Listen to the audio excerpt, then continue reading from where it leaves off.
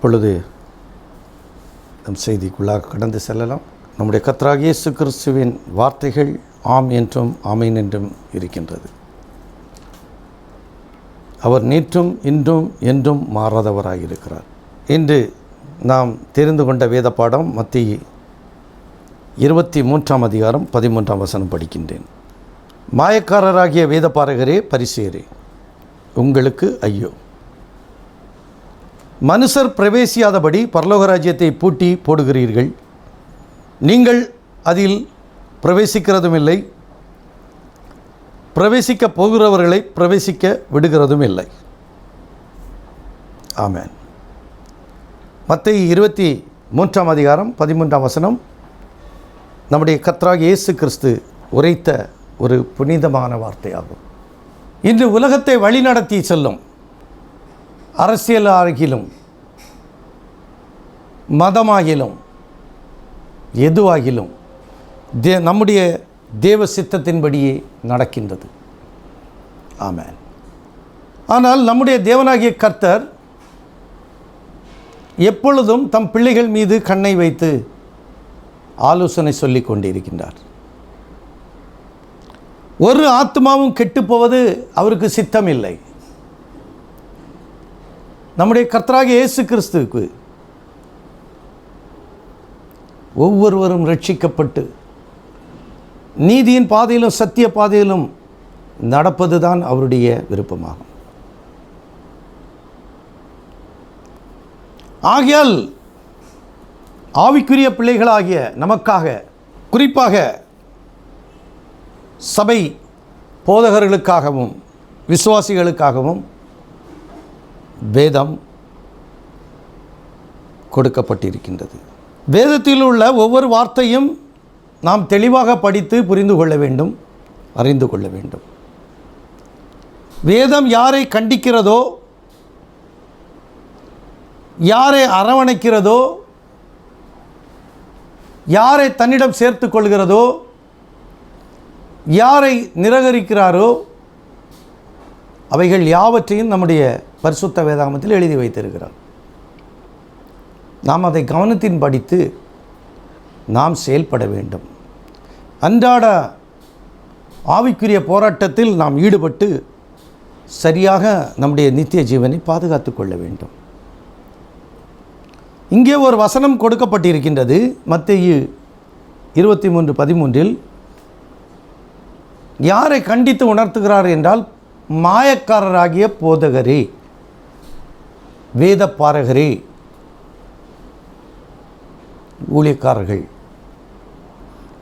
ஊழியக்காரர்களுக்காக செய்தி அனுப்பப்பட்டிருக்கின்றது. ஆகையால் இன்றைக்கு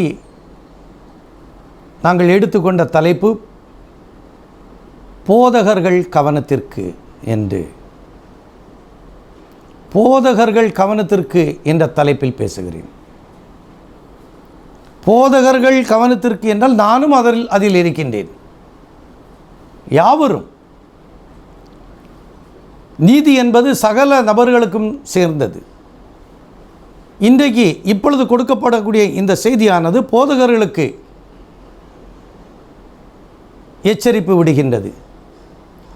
நாம் கவனத்தில் எடுத்துக்கொள்ள வேண்டும். மாயக்காரராகிய வேதபாரகரே, மாயக்காரனா, போதகர்கள் யாராம்? மாயக்காரனா இருக்கான்.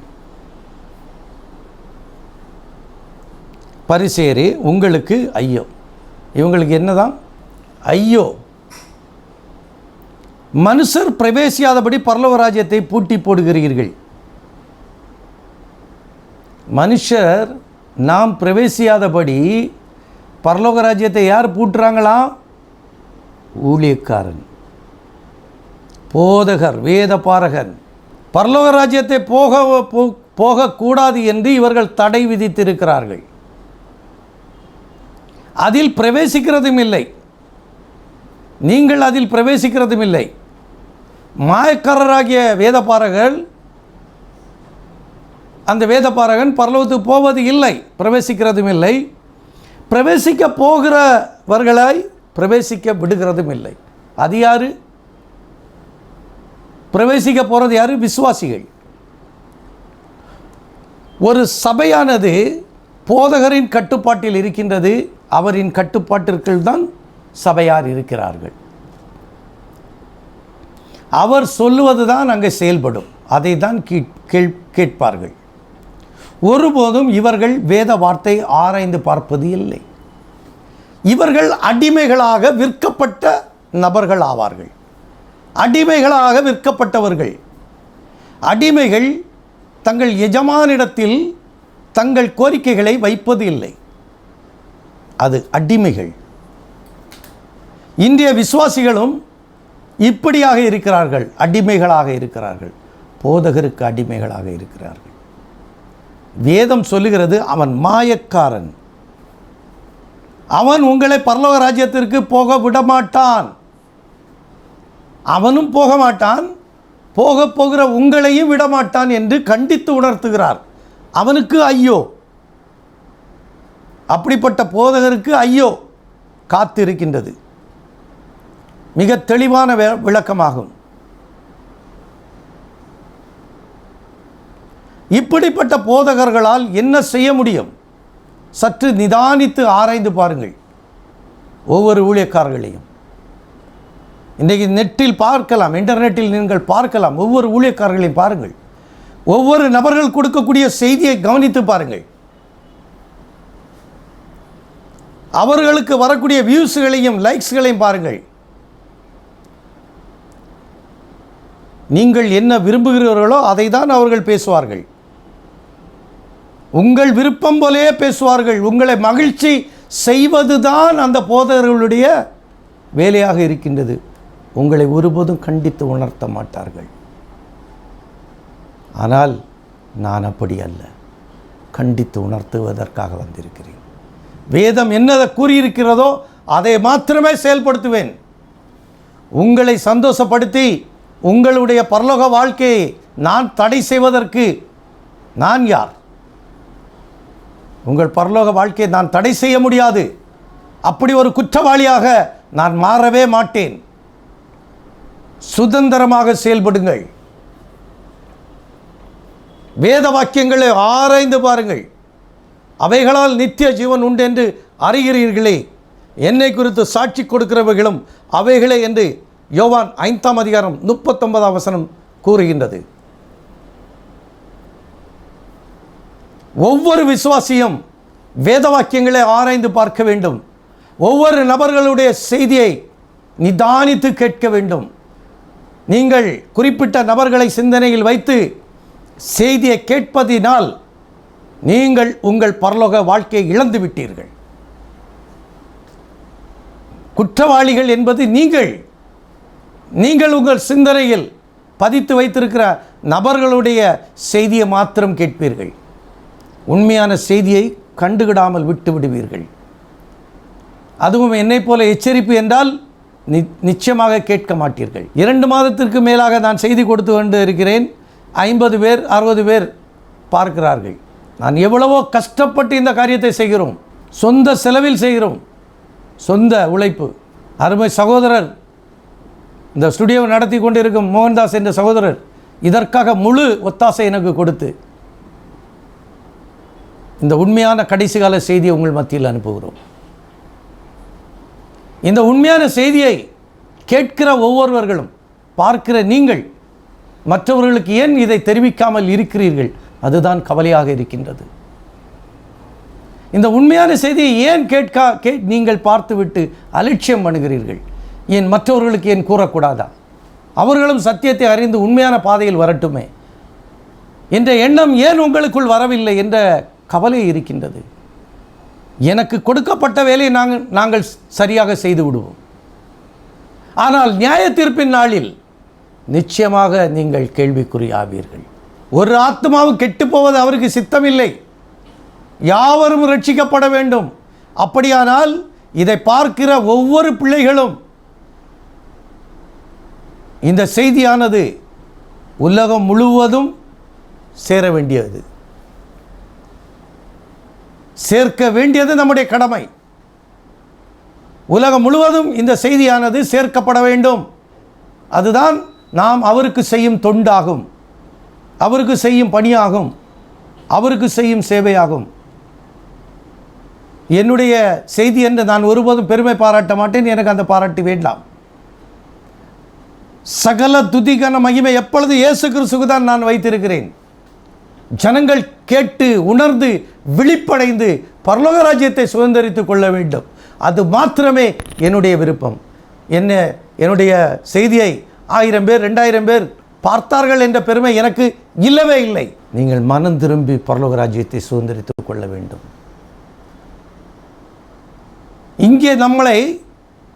இங்கே நம்மை பரலோக ராஜ்யத்திற்கு போக விடாமல் தடை செய்து வைத்திருக்கும் நபர் யார்? போதகர். வேதம் கூறுகின்றது, மாயக்கரராகிய வேதபாரகரே, பரிசேயரே, உங்களுக்கு ஐயோ! மனுஷர் பிரவேசியாதபடி பரலோக ராஜ்யத்தை பூட்டி போடுகிறீர்கள். வாரத்துக்கு ஒரு நாள் தான் மெசேஜ். அது எத்தனை மணிக்கூர்? சில சபையில் 10 நிமிஷம், சில சபையில் 15 நிமிஷம், சில சபையில் 20 நிமிஷம், 25 நிமிஷம், அரை மணிக்கூர். இதுதான் கூடுதல். அதற்கு மேலே போயிட்டால் 3/4 மணி நேரம், அதற்கு மேலே 1 மணி நேரம், அதற்கு மேல் சபையார் இருக்க மாட்டாங்க. இவ்வளவு பெரிய வேதத்தை 1 மணி நேரத்தில் உங்களுக்கு சுருக்கமாக கொடுக்க முடியுமா? வேதத்திற்காக நீங்கள் எத்தனை மணி நேரம் செலவழித்திருக்கிறீர்கள்? உங்கள் ஆத்மாவுக்காக நீங்கள் என்ன பாடுபட்டிருக்கிறீர்கள்? உங்கள் உழைப்பு எல்லாம் உங்கள் சரீரத்திற்கு தானே போய் சேருகின்றது, உங்கள் ஆத்மாவுக்கு போய் சேரவில்லையே. ஆத்மாவை வாழ வையுங்கள். சரீரம் சாகட்டும், சரீரம் சாகட்டும், ஆத்மாவை வாழ வையுங்கள். ஆத்மா உயிர்ப்பிக்கப்படட்டும். ஆத்மாவுக்கு தேவையான ஆகாரத்தை கொடுத்து கொண்டிருங்கள். ஆவிக்குரிய மன்னாவை கொடுங்கள். இப்படி கண்டித்து உணர்த்தும் செய்திகளை கேளுங்கள். தேவ சமூகத்தில் நாம் செல்ல வேண்டுமானால் அவருடைய வார்த்தைக்கு கீழ்ப்படிய வேண்டும். சாத்தான் நம்மை பரலோக ராஜ்யத்திற்கு போக விடாமல் ஊழியக்காரர்களை கொண்டு பூட்டி வைத்து விட்டான். அவர்களும் போக மாட்டார்கள், போகிறவர்களும் விட மாட்டார்கள். ஒவ்வொரு சபைக்கும் ஒரு சட்டம் வைத்திருக்கிறார்கள், ஒரு நியாயம் வைத்திருக்கிறார்கள். அதன்படி தான் செய்ய வேண்டும், அதன்படி தான் நடக்க வேண்டும். வேதத்தின்படி அல்ல. வேதத்தின்படி யாரும் நடக்கக்கூடாது. சபை என்ன விதித்திருக்கிறதோ அதற்கு தான் கீழ்ப்படுகிறார்கள். இது ஒரு அடிமைத்தனம் அல்லவா? நம்மை சுதந்திரமாக போக விடவில்லையானால் அதற்கு பேர் என்ன? அடிமைத்தனம், கட்டுப்பாடு. அடிமையாக விற்கப்பட்டு விட்டோம் போதகர்களுக்கு. கேளுங்கள், கேள்விகள் கேளுங்கள், ஆவிக்குரிய கூட்டங்களை ஆரம்பியுங்கள். 2 மணிக்கூர் 3 மணிக்கூர் ஒவ்வொரு செய்தியை எடுத்து பேசுங்கள், கேளுங்கள் தெளிவான சத்தியத்தை. உங்கள் மனநிலை பாதிக்கப்பட்ட காரணத்தினால் இன்றைய விசுவாசிகள் அனைவரும் பாதிக்கப்பட்டிருக்கிறார்கள். மனநிலையில் போதகர்கள் தங்கள் போதகத்தை சுருக்கமாக முடித்து கொண்டு வந்த காரணத்தினால் இன்று சபையாரும் அதற்கு மேல் இருக்க மாட்டார்கள். அதை ஆக்கியது யார்? போதகர்களாகிய நீங்கள். சபையை சரியாக வழி நடத்தாததினால் உங்களுக்கு ஐயோ என்று வேதம் சொல்லுகின்றது. நான் யாரையும் தனிப்பட்டு என் மனதில் வைத்து பேசவில்லை, வேதத்தை மாத்திரமே பேசுகிறேன். நானும் உங்களைப் போல ஒரு போதகர் தான். நானும் ஏதோ ஒரு வழியில் தவறிதான் இருக்கிறேன். நீதிமான் அல்ல. எந்த மனுஷனும் நீதிமான் அல்ல, எந்த மனுஷனும் பரிசுத்தவான் அல்ல. எல்லாமே இயேசு கிறிஸ்துவுக்குள் நாம் நீதிமான்கள் ஆக்கப்பட்டிருக்கிறோம், பரிசுத்தவான்கள் ஆக்கப்பட்டிருக்கிறோம். அவருடைய சத்தியத்தின்படி ஜீவிக்க வேண்டியது தான் நம்முடைய கடமையாகும். அவர் சொல்லிக் கொடுத்த பாடத்தின்படி செயல்படுத்துவது தான் நம்முடைய கடமையாகும். இங்கே பரலோக ராஜ்யத்திற்கு போக விடாமல் பூட்டி வைத்திருக்கிறார். இன்னொரு வசனம் நான் உங்களுக்கு சுட்டிக்காட்ட விரும்புகிறேன். 2 தீமோத்தேயு 4ஆம் அதிகாரம் 3வது வசனம் 4ஆம் வசனம் படிக்கிறேன், கேளுங்கள். ஏனென்றால் அவர்கள் ஆரோக்கியமான உபதேசத்தை பொறுக்க மனதில்லாமல் செவித்தின உள்ளவர்களாகி தங்கள் சுய இச்சைகளுக்கேற்ற போதகர்களை தங்களுக்கு திரளாக சேர்த்து கொண்டு சத்தியத்துக்கு செவி விலக்கி கட்டுக்கதைகளுக்கு சாய்ந்து போகும் காலம் வரும். பவுல் சரியாகவே சொல்லியிருக்கிறார், தெளிவாக சொல்லியிருக்கிறார். இன்றைய காலகட்டத்தில் சபையானது எப்படி இயங்கிக் கொண்டிருக்கின்றது, சபை எப்படி இயங்கிக் கொண்டு இருக்கிறது என்பதை குறித்து தெளிவாக போதிக்கப்பட்டிருக்கின்றது. ஏனென்றால் அவர்கள் ஆரோக்கியமான உபதேசத்தை பொறுக்க மனதில்லாமல் செவித்துணர்வுள்ளவர்களாகி செவிடம் போல ஆயிட்டாங்க. தங்கள் சுய இச்சைகளுக்கேற்ற போதகர்களை தங்களுக்காக திரளாக சேர்த்து கொண்டு தங்கள் சுய இச்சைகளுக்காக சபையார் போதகர்களை என்ன நினைக்கிறாங்க? நான் என்ன நினைக்கிறேனோ அதுதான் போதகர் சொல்லணும், செய்யணும், அதுதான் கேட்கணும். போதகர் சொல்கிறதெல்லாம் இவங்க கேட்க மாட்டாங்க. இது ஒரு கூட்ட சபை. சபையார் சொல்கிறதுக்கு தான் போதகர் கட்டுப்படணும். இன்னொரு இடத்துல போதகர் சொல்கிறது தான் சபை கேட்கணும். ரெண்டு விதமான சபை உலகத்தில் இயங்கிக் கொண்டிருக்கு. ஒன்று, சபையார் போதகர்களை தங்கள் கட்டுப்பாட்டுக்குள் வைத்து அடிமையாக்கி வைத்திருக்கிறார்கள். இன்னொரு கூட்டம், போதகர் சபையாரை தனக்கு அடிமையாக வைத்திருக்கிறார். ரெண்டுமே அடிமைகள் தான். தங்களுக்கு சேர்த்து கொண்டு சத்தியத்துக்கு செவி விலக்கி, சத்தியத்தெல்லாம் பேசக்கூடாது, அதெல்லாம் கேட்க மாட்டாங்க. கட்டுக்கதைகளுக்கு சாய்ந்து போகும் காலம் வரும். கட்டுக்கதை அவுத்து விட்டாங்கன்னு வைங்க, சிரிப்பு செய்தியில் அவர் நல்ல சிரிப்பு காட்டிட்டாருன்னா போதும், அவர் வந்தாருன்னா எல்லோரும் சிரிச்சிருவாங்க. சில போதகர் கதைகளாக சொல்லுவாங்க, அந்த போதகர் வந்து நல்ல கதையெல்லாம் சொல்லுவார். சிரிக்கிறதுக்காக, கதை கேட்பதற்காக சிலர் உலக நியூஸ் எல்லாம் கொண்டு வருவாங்க. இதுக்காக மக்கள் ஆயத்தமாக இருக்காங்க. இதை தான் இன்றைய விசுவாசிகள் இருக்காங்க, செயல்படுத்துகிறாங்க. சத்தியத்துக்கு செவி விலக்கி, அவங்க சத்தியத்துக்கெல்லாம் கேட்க விட, சத்தியமாவது என்னாவது சத்தியத்தை எல்லாம் அவங்க கேட்க மாட்டாங்க. கட்டுக்கதைகளுக்கு செவி விலக்கி போகும், செவி கொடுத்து போகும் காலம் வரும். இப்போ அதுதான் நடந்துகிட்டு இருக்கு. இந்த கடைசி காலத்துக்கு தான் அவர் சொல்கிறார் பவுல். சபையானது அடிமையாக விற்கப்பட்டு விட்டது. இரண்டு விதமான சபைகள் இன்று உலகத்தில் இயங்கிக் கொண்டு இருக்கின்றது. போதகரின் கட்டுப்பாட்டுக்குள் சபையும், சபையின் கட்டுப்பாட்டில் போதகரும் இருக்கின்ற சபைதான் இந்த உலகத்தில் இயங்கிக் கொண்டு இருக்கின்றது. சுதந்திரமான சபை எங்குமே இல்லை. ஆவிக்குரிய சபை எங்குமே இல்லை. தங்களே ஆவிக்குரிய சபை என்று பெயரை வைத்துக்கொண்டு தங்கள் சுயக்கிரியைகளை செய்து கொண்டு இருக்கிறார்கள். தங்கள் சுயக்கிரியைகளை செய்து கொண்டு இருக்கிறார்கள். தங்கள் சுய இச்சைகளை நிறைவேற்றி கொண்டு இருக்கிறார்கள். பரலோக ராஜ்யத்தை பூட்டி போட்டுவிட்டு பரலோக ராஜ்யத்துக்கு எப்படி செல்வார்கள்? இன்னும் ஒரு வசனம் படிக்கின்றேன், கேளுங்கள். 1 தீமோத்தேயு 6ஆம் அதிகாரம் 3, 4, 5 படிக்கின்றேன். ஒருவன் நம்முடைய கர்த்தராகிய இயேசு கிறிஸ்துவின் ஆரோக்கியமான வசனங்களையும் தேவ பக்திக்கேற்ற உபதேசங்களையும் ஒப்புக்கொள்ளாமல் வேற்றுமையான உபதேசங்களை போதிக்கிறவனானால் அவன் இருமாப்புள்ளவனும் ஒன்றும் அறியாதவனும் தர்க்கங்களையும் வாக்குவாதங்களையும் பற்றி நோய் கொண்டவனுமாய் இருக்கிறான். அவைகளாலே பொறாமையும் சண்டையும் தூஷணங்களும் பொல்லாத சம்சாயங்களும் உண்டாகி கெட்ட சிந்தை உள்ளவர்களாகி சத்தியம் இல்லாதவர்களும் தேவ பக்தியை ஆதாய தொழில் என்று எண்ணுகிறவர்களுமாய் இருக்கிற மனுஷராலே உண்டாகும் மாறுபாடான தர்க்கங்களை பிறப்பிக்கும். இப்படிப்பட்டவர்களை விட்டு விலகு. ஆண்டவர் கட்டளை பவுலின் மூலம் அனுப்பியிருக்கின்றார். இந்த சபையில் நடக்கக்கூடிய அநியாயங்களையும் அக்கிரமங்களையும் அன்றைக்கே பவுல் அடியார் வெளிப்படுத்தி விட்டார். வேற்றுமையான உபதேசங்களை போதிக்கிறார்கள். வேற்றுமையான உபதேசம் நெட்டில் பாருங்கள். இயேசு வந்து விட்டார், இயேசு எடுத்துக்கொள்ளப்படுதல் முடிந்து விட்டது, எடுத்துக்கொள்ளப்படுதல் முடிந்து விட்டதான். அப்போ ஏன் நீங்கள் பூமியில் இருக்கீங்க? ஒரு கூட்டத்தார் சொல்கிறாங்க, எடுத்துக்கொள்ளப்படுதல் முடிஞ்சிட்டு. எடுத்துக்கொள்ளப்படுதல் முடிஞ்ச பிறகு விசுவாசிக்குங்க என்ன வேலை? அப்போ நீ போகல. வேற்றுமையான உபதேசங்கள்,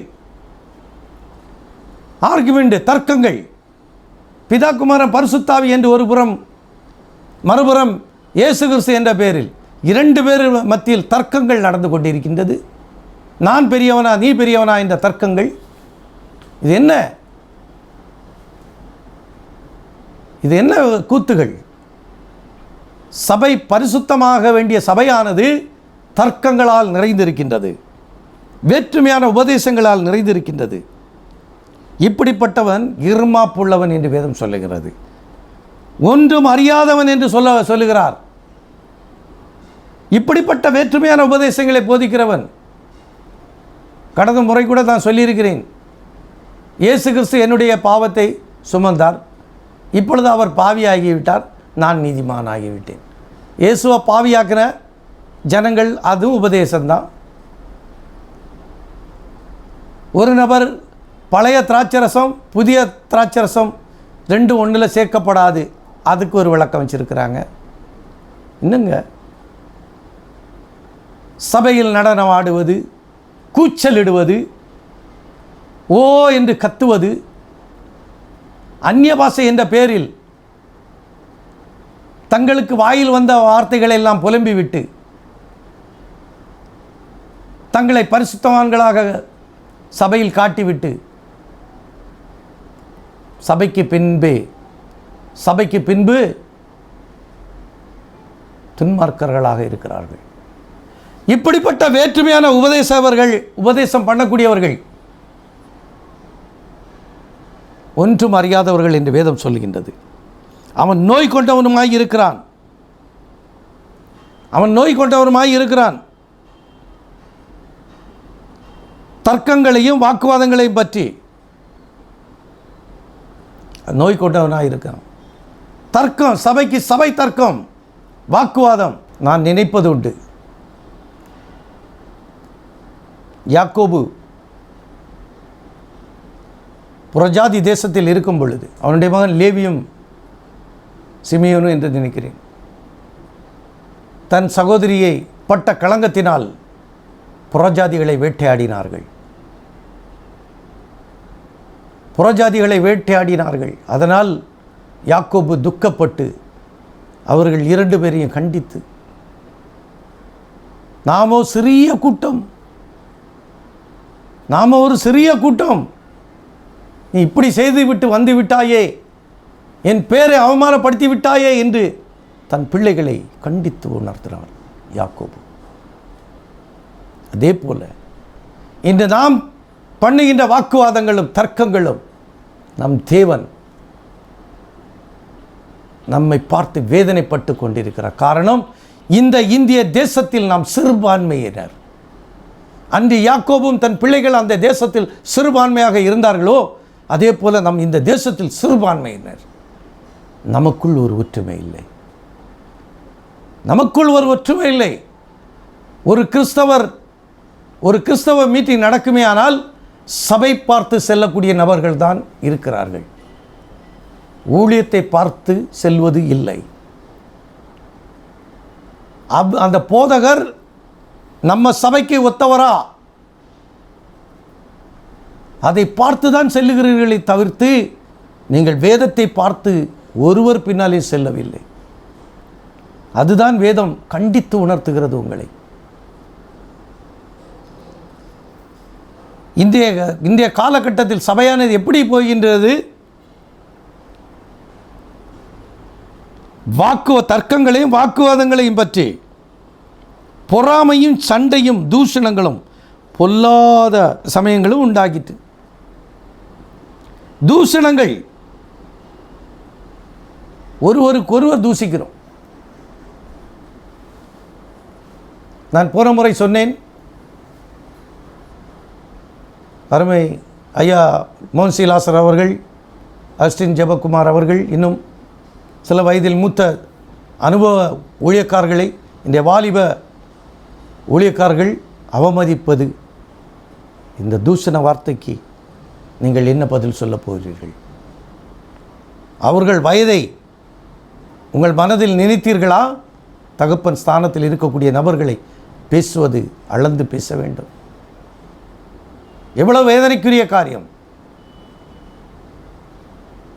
அரசியல்வாதிகளைப் போல நம்ம கிறிஸ்தவ மேடை ஆகிவிட்டது. வேதனைக்குரிய காரியம். அப்படிப்பட்ட வாக்குவாதங்கள் நாம் செய்யக்கூடாது. நாம் நம்முடைய வேலையை மாத்திரமே சரியாக செய்ய வேண்டும். நமக்கு கொடுக்கப்பட்ட ஊழியத்தை மாத்திரமே சரியாக செய்ய வேண்டும். சகோதரன் யாராவது தவறி போவானே ஆனால் கண்டித்து உணர்த்த வேண்டும். அதுதான் போதகர்களின் கவனத்திற்கு என்ற தலைப்பை வைத்திருக்கிறேன். ஒரு சகோதரனோ சகோதரியோ வழி தவறி போவாரே ஆனால் நாம் அங்கே குறுக்கே நின்று அவர்களை நம்முடைய கர்த்தராகிய இயேசு கிறிஸ்துவின் பக்கத்தில் அழைத்து கொண்டு வர வேண்டும். அதுதான் நம்முடைய பணியாகும். மனமுகந்து தேவனுடைய வேலையை செய்ய வேண்டும். நீங்கள் அப்படி செய்யாவிட்டால் கெட்ட சிந்தனை உள்ளவர்களும் சத்தியம் இல்லாதவர்களும் தேவபக்திய ஆதாய தொழில் என்று எண்ணுகிறவளுமாக இருக்க மனுஷரால் உண்டாகும் மாறுபாட தர்க்கங்களும் பிறப்பிக்கும். இப்படிப்பட்டவர்களை விட்டு விலகு. பாருங்கள், இப்படிப்பட்டவங்க இந்த தேவனுடைய ஊழியத்தை பரிபூர்ணமாக செய்யலைன்னா அவன் கெட்ட சிந்தனை உள்ளவன். அவன் கெட்ட சிந்தனை உள்ளவன் வேதம் சாட்சி சொல்லுது. அவன்கிட்ட சத்தியமும் இல்லை. அவன் இங்கே வந்ததே, வேதத்தை எடுத்ததே ஆதாய தொழில் தான். இன்றைக்கு நிறைய பேர் அதுக்கு தான் வந்திருக்காங்க. அதை தான் பவுல் சுட்டி காட்டுறது. ஆதாய தொழிலுக்காக சிலர் பாட்டு பாடி பிரபல்யமாயிட்டாங்க, சிலர் பேச்சில் பிரபல்யமாயிட்டாங்க. இப்படியாக தான் பிரபல்யமாகி தங்களுடைய பிழைப்பை தான் தேடிக்கொண்டார்கள். தங்களுடைய பிழைப்பை தான் தேடிக்கொண்டார்கள். ஆதாய தொழிலாக்கி கொண்டார்கள். மீட்டிங் நடத்துவதால் தங்களுக்கு வரக்கூடிய லாபத்தை நினைவில் வைத்து கூட்டங்கள் நடத்துகின்றனர். இதுதான் இந்திய ஊழியம். எவ்வளவு பரிதாபமான காலகட்டத்தில் இருக்கிறோம் என்பதை உணர்ந்து கொள்ளுங்கள். தீத்து 3ஆம் அதிகாரம் 10ஆம் வசனம் 11ஆம் வசனம் படிக்கிறேன், கேளுங்கள். வேத புரட்டனாக இருக்கிற ஒருவனுக்கு 2 தரம் புத்தி சொன்ன பின்பு அவனை விட்டு விலகு. அப்படிப்பட்டவன் நிலை தவறி தன்னிலே தானே ஆக்கினை தீர்ப்படையவனாய் பாவம் செய்கிறவன் என்று அறியாதிருக்கிறாயே. புரிந்து கொள்ளணும். 1 தீமோத்தேயு 4ஆம் அதிகாரம் 1ஆம் வசனமும் சேர்த்து படிக்கிறேன், கேளுங்கள். ஆகிலும் ஆவியானவர் வெளிப்படையாய் சொல்லுகிறபடி பிற்காலங்களில் மனசாட்சியில் சூடு உண்ட பொய்யருடைய மாயத்தினாலே சிலர் வஞ்சிக்கிற ஆவிகளுக்கும் பிசாசின் உபதேசங்களுக்கும் செவி கொடுத்து விசுவாசத்தை விட்டு விலகி போவார்கள். விசுவாசத்தை விட்டு விலக செய்து விடுவார்கள். எப்படிப்பட்ட உபதேசம் என்று வேதம் கற்றுக் கொடுத்திருக்கின்றது. அவர்கள் பிசாசின் உபதேசங்களை பண்ணுவார்கள். பிசாசு என்ன செஞ்சான்? ஆதியில ஏவாளை என்ன செஞ்சான்? மகிழ்ச்சியாக்குனான் பேச்சின் வன்மையால். அங்கே பார், அந்த மரத்தை பார், எவ்வளோ அழகாக இருக்கின்றது. அது பார்வைக்கு இன்பமாக இருக்கிறதா? ஆமா, இன்பமாக இருக்கு. அப்படியே இன்பத்தை காட்டி காட்டி இறுதியில் அவளை துன்பத்தில் வீழ்த்தி விட்டான். இதுதான் பிசாசின் உபதேசம். பிசாசின் உபதேசம் இதுதான். ஆரம்பத்தில் அவன் இன்பத்தை காட்டி இறுதியில் துன்பத்தில் வீழ்த்தி விடுவான். அதுதான் அன்று ஏவாளுக்கு நிகழ்ந்தது. அதை இன்றைக்கு பிசாசானவன் ஊழியக்காரர்கள் மூலம் செயல்படுத்தி கொண்டே இருக்கிறான். அன்றைக்கு ஏவாள் மூலம் செயல்படுத்தினால் இன்று ஊழியக்காரர்கள் மூலம் செயல்படுத்துகிறான். நம்முடைய கர்த்தராகிய இயேசு கிறிஸ்து சொன்னார், என்ன சொன்னார்? மாயக்காரராகிய வேதபாரகரே உங்களுக்கு ஐயோ, நீங்கள் பரலோக ராஜ்யத்தை பூட்டி போடுகிறீர்கள். நீங்களும் பிரவேசிப்பதில்லை, பிரவேசிக்க போகிறவர்களை பிரவேசிக்க விடுவதும் இல்லை. இதுதான் அப்பா இயேசப்பா சொன்னார். நம்முடைய கர்த்தராகிய இயேசு கிறிஸ்து தெளிவாக உணர்த்தினார். எப்படி? பரலோக ராஜ்யத்துக்கு இந்த ஊழியக்காரன் விடமாட்டான். நம்மளெல்லாம் அடிமையாக்கி வச்சிருக்கிறான். அவர் அவர் அவர் அவர் அவர்னு சொல்லக்கூடிய ஒரு வார்த்தையை உங்கள் சிந்தனையில் வச்சுட்டான். எங்கள் ஐயா அவர் சொன்னால் தெய்வ வாக்கு. வேதம் அதெல்லாம் படிக்க மாட்டோம், அதெல்லாம் கேட்க மாட்டோம். என்ன தான் சொல்லுங்கள், எங்கள் பாஸ்டர் சொல்லுறது தான் கேட்பேன். அப்போ எப்படிப்பட்ட அடிமைகள் என்பதை நீங்களே உங்கள் வாயாலே பிடிபட்டீர்கள். பிடிபட்டீர்கள். வேதம் சொல்லுகின்றது, அவன் பேசின உபதேசம் பிசாசின் உபதேசம். அவன் வேத புரட்டனாக இருக்கிறான். சபையை எப்படி தன் கட்டுப்பாட்டுக்குள் வைத்து கொள்ள வேண்டும் என்ற செய்தியை அவன் ஆயத்தப்படுத்தி வச்சிருப்பான்.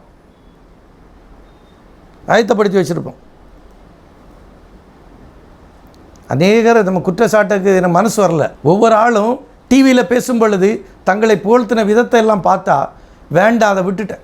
அதெல்லாம் ஏன் சொல்லணும், நீங்களே பார்த்து கொள்வீர்கள். இனி நான் இடத்த சொல்லிட்டேன்ல, நீங்கள் பார்ப்பீங்க. தங்கள் குடும்பங்களை நிலைநிறுத்தி பேசுவார்கள். ஊழியக்காரன், மனைவி, பிள்ளை, அவர்களுடைய லட்சணத்தை அவர்கள் வீட்டு வேலைக்காரர்களிடம் கேட்டு தெரிந்து கொள்ளுங்கள். பெரிய ஊழியக்காரர்கள் வானத்துக்கும் பூமிக்கும் தங்கள் குடும்பத்தை உயர்த்துவார்கள். வேதம் அப்படி உயர்த்த சொல்லவில்லை. வேதம் சொல்லவில்லை. அப்படி ஒரு தீர்க்கதரிசியும் இல்லை. தான் குடும்பத்தை முன்னால் வச்சு நான் இந்திய ஊழியம் எப்படி நடக்கின்றது, அதுதான் வேதம் சுட்டி காட்டுது. இப்படிப்பட்டவங்க பிசாசின் உபதேசம். அன்றைக்கு அற்புதம் செய்த பொழுது, ஆண்டவர் அற்புதம் செய்த பொழுது என்ன சொன்னார்? ஒருவன்கிட்டையும் சொல்லாத, போயிரு, அங்கே போய் உன் சபையில் போய் காணிக்கையை கொடுத்துட்டு அங்கே சொல்லுன்னு சொன்னார். இன்றைக்கு கையில் மைக்கை கொடுத்து ஆண்டவர் என்ன சொன்னார்? சொல்லுங்கள் இதாங்க சொன்னார், விளம்பரப்படுத்த சொன்னார். உடனே அவங்க அழுதுருவாங்க. இந்த நான் கேட்டேன், பாஸ்டர்கிட்ட நான் ஃபோன் பண்ணி சொன்னேன், பாஸ்டர் எனக்கு இப்படி ஆகிட்டு, நீங்கள் ஜெபம் பண்ணுங்க. அவர் ஜெபம் பண்ணார், கொண்டாயிட்டு. அவர் ஜெபம் பண்ணாரா? தூங்கி கிடந்திருப்பார். மக்களை ஏமாத்துகிற விதங்களை பாருங்கள். அவங்க சொன்னது அவங்க ஏதோ விசுவாசி சொல்லியிருக்க உண்மையாக இருக்கலாம். ஆனால் இவர் ஜெபம் பண்ணலை, இவர் தூங்கி தான் கிடந்தார். அநேக ஊழியக்காரர்கள் இப்படி தான் ஏமாற்றுகிறார்கள்.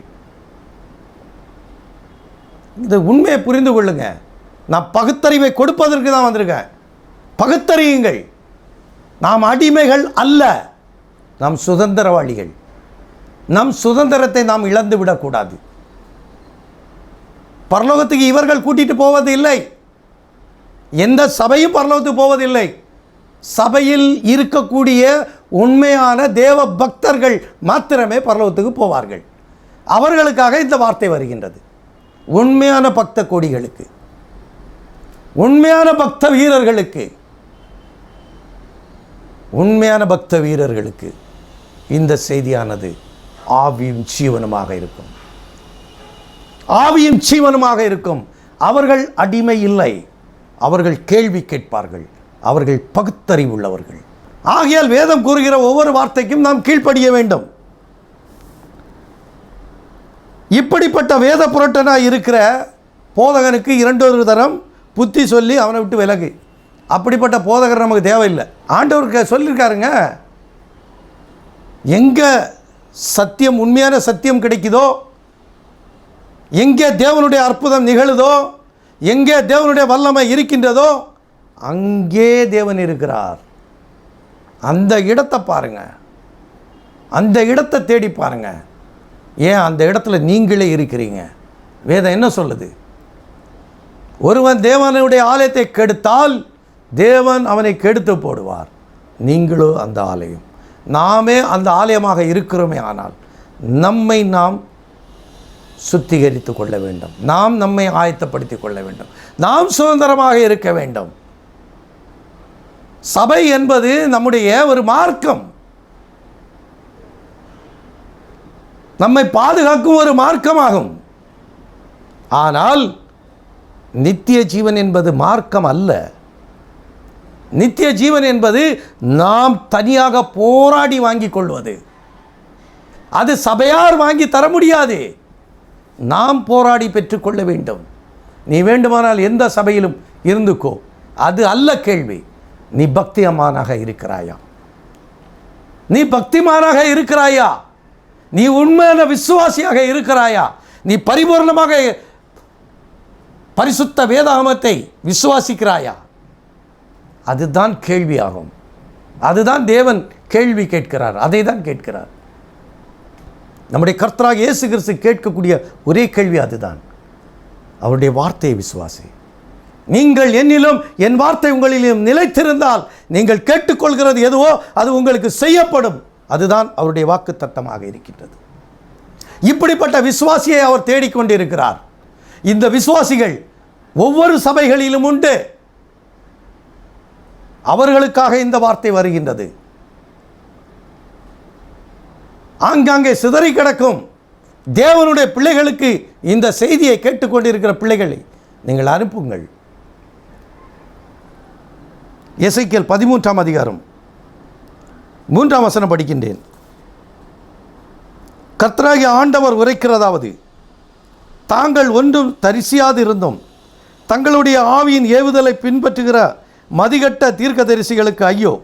8ஆம் வசனம் படிக்கின்றேன். ஆகையால் கர்த்தராகிய ஆண்டவர் உரைக்கிறது என்னவென்றால், நீங்கள் அபத்தமானதை சொல்லி பொய்யானதை தரிசிக்கிறபடியினாலே இதோ நான் உங்களுக்கு விரோதமானவர் என்று கர்த்தராகிய ஆண்டவர் சொல்லுகிறார். 6வது வசனம் படிக்கின்றேன். கர்த்தர் தங்களை அனுப்பாதிருந்தோம் கர்த்தர் உரைக்கிறார் என்று சொல்லி அவர்கள் அபத்தத்தையும் பொய்யையும் தரிசித்து காரியத்தை நிர்வாகம் பண்ணலாம் என்று நம்பி இருக்கிறார்கள். 7வது வசனம். நான் உரைக்காதிருந்தும் நீங்கள் கர்த்தர் உரைக்கிறார் என்று சொல்லும்போது அபத்தமான தரிசனத்தை தரிசித்து பொய்க்குறியை சொல்லுகிறீர்கள் அல்லவா? ஆமென். இன்றைக்கு நடக்கக்கூடிய ஊழியங்கள் எப்படிப்பட்டது என்று எசேக்கியேல் தீர்க்கதரிசியின் மூலம் வெளிச்சம் போட்டு காட்டிவிட்டார் நம்முடைய கர்த்தராகிய இயேசு கிறிஸ்து. வெளிச்சத்திற்குள் கொண்டு வந்து நிறுத்திவிட்டார். இந்த ஊழியம் எப்படி நடக்கின்றது? கர்த்தராகிய ஆண்டவர் உரைக்கிறது என்னவென்றால், தாங்கள் ஒன்றும் தரிசியாதிருந்தும் தங்களுடைய ஆவியின் ஏவுதலை பின்பற்றுகிற மதிகட்ட தீர்க்கதரிசிகளுக்கு ஐயோ. மதிகட்ட தீர்க்கதரிசிகள் தங்களுடைய ஆவி என்ன சொல்லுது அதான் பேசுவாங்க. உங்களுக்கு தெரியும், கூட்டத்தில் பெரிய பெரிய கூட்டத்தில் பார்த்துருப்பீங்க, நெட்டில் இப்பவும் பார்க்கலாம். பேர் சொல்லி கூப்பிடுவாங்க. பேர் சொல்லி எப்படி? அப்படி பேர் சொல்லி கூப்பிடுறவங்க அவருடைய அப்பா பேரை சொல்லணும், அவருடைய அம்மா பேர் சொல்லணும்,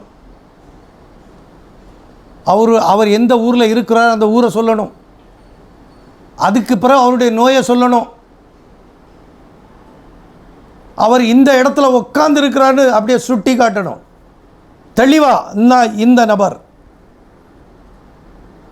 பரிசுத்தாவி உங்களுக்குள் இருந்தால் இப்படி தான் செய்வீங்க, உண்மையே செய்வீங்க.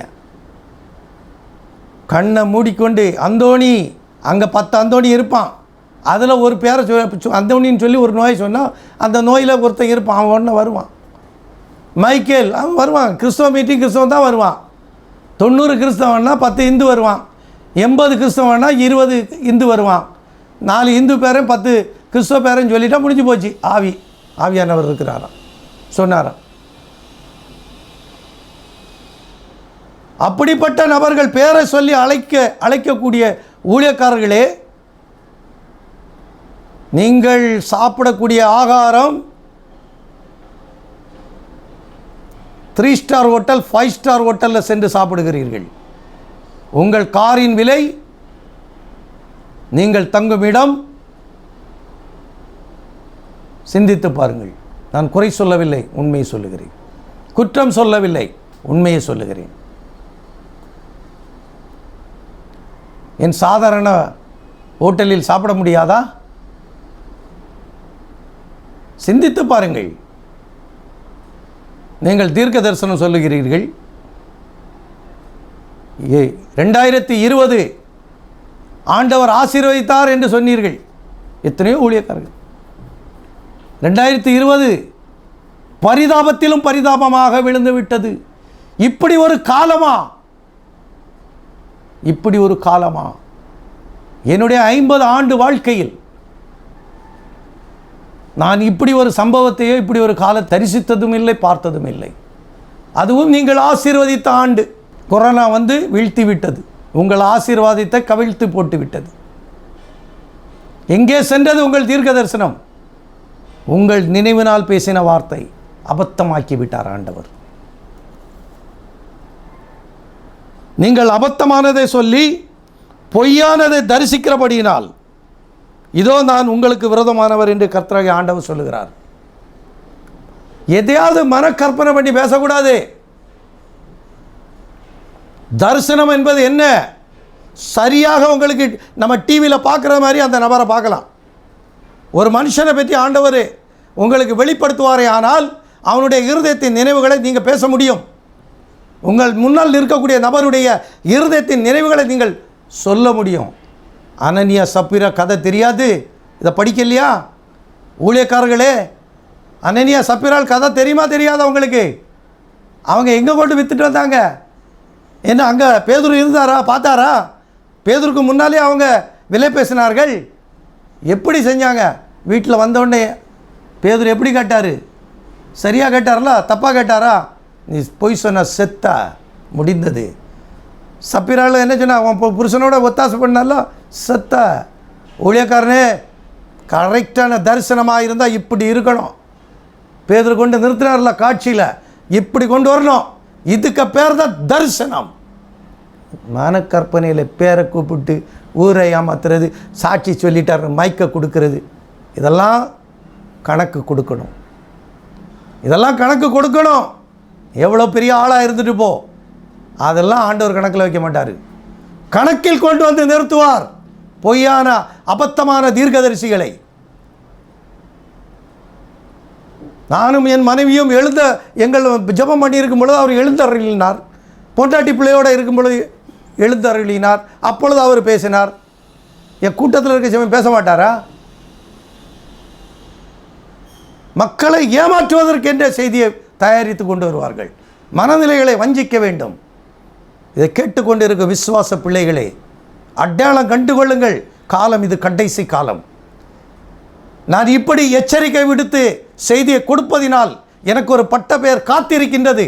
அதை சந்தோஷமாக ஏற்றுக்கொள்கிறேன். எனக்கு ஒரு பட்ட பெயர் இவர்கள் ஆயத்தமாக வைத்திருக்கிறார்கள்.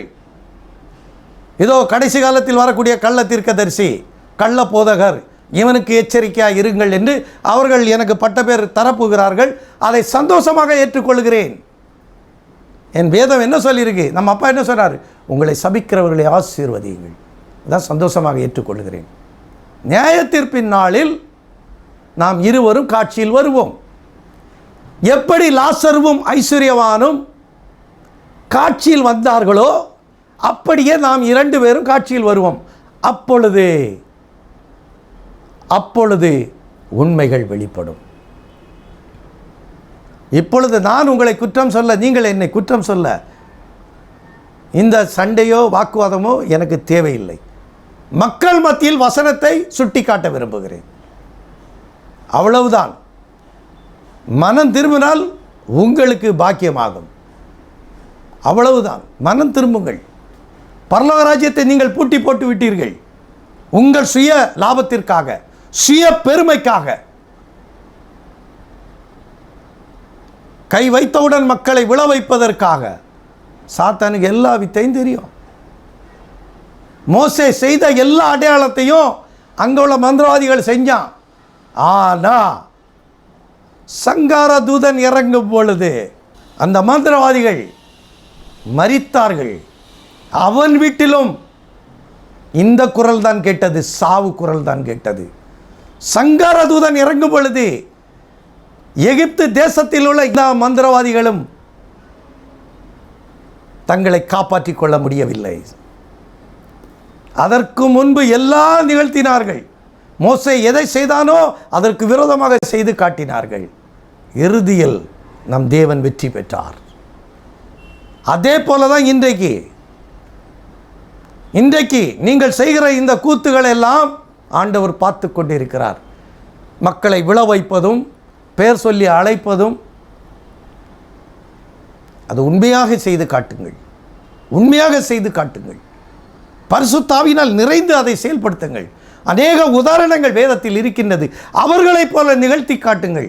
உங்களுடைய சிந்தை போல நடக்காதீர்கள். கர்த்தர் சொல்லுகிறார், உங்களுக்கு எச்சரிக்கை. நான் உங்களுக்கு விரோதமானவர் என்று கர்த்தர் ஆண்டவர் சொல்லுகிறார். நான் என்ன ஒன்றுமே சொல்லலை.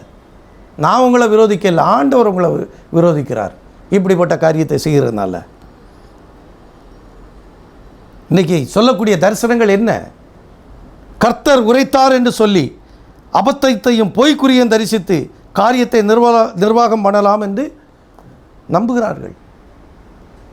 இன்றைய ஊழியம் அதுதான். அங்கே ஒரு வீட்டில் ஜெபத்துக்கு போயிட்டாங்கன்னா உடனே தரிசனம் சொல்லிடுவாங்க. அங்கே ஏதோ நடந்த மாதிரி ஒன்றுமே நடக்காது. சில பாஸ்டர்லாம் வீட்டுக்குள்ளே வந்து சபிச்சிட்டு போயிடுவார். சில பாஸ்டர் வீட்டுக்குள்ளே வந்து மரண வாசனை வருன்னு சொல்லுவார்.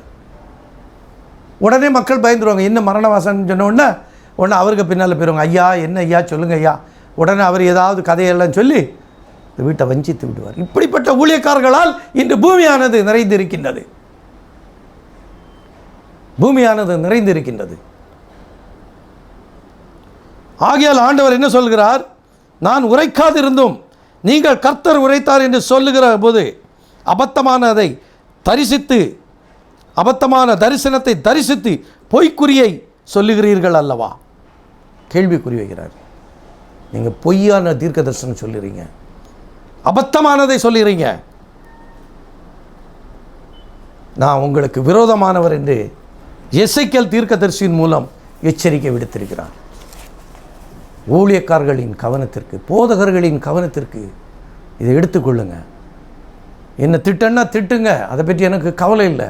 ஆனால் வார்த்தையின் மீது கவனம் வைங்க. உங்கள் ஊழியத்தை நீங்கள் இந்த திராசில் வைத்து பாருங்கள். நான் செய்கிறது சரியாக இருக்கிறதா இல்லையா என்பதை சரியாக நிதானித்து பாருங்கள். உண்மைகள் வெளிப்படும். உங்கள் சகோதரனாக எண்ணிதான் நான் பேசுகிறேன். உங்களை விரோதிப்பதற்காக பேசவில்லை. மனம் திரும்புங்கள், பரலோக ராஜ்யம் சமீபமாக இருக்கிறது என்பதை சுட்டி காட்ட விரும்புகிறேன்.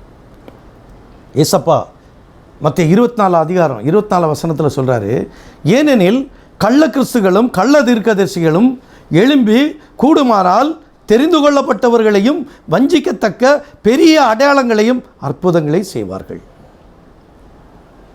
பாருங்க, நம்ம அப்பா கூட சொல்லிட்டார். இப்போ மக்களுக்கு, விசுவாசிகளுக்கு என்னன்னா, வேதத்தை எடுத்தவெல்லாம் போதகர், யாரை நம்புறது யாரை நம்ப முடியாது என்ற கேள்வியில் இந்த மனநிலையில் இந்த விசுவாசிகள் இருக்கிறாங்க. அதுதான் பரிதாபம்.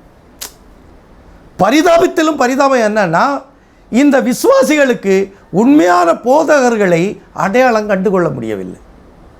ஐயோ, அவர் ஊழியக்காரர், அவருக்கு விரோதம் ஒன்றும் பேசக்கூடாது, அவன் செய்கிறதே அட்டுழியம், கண்களுக்கு தெரிகின்றது, ஆகிலும் வாய் மூடிடுவாங்க. வேண்டாம் வேண்டாம்.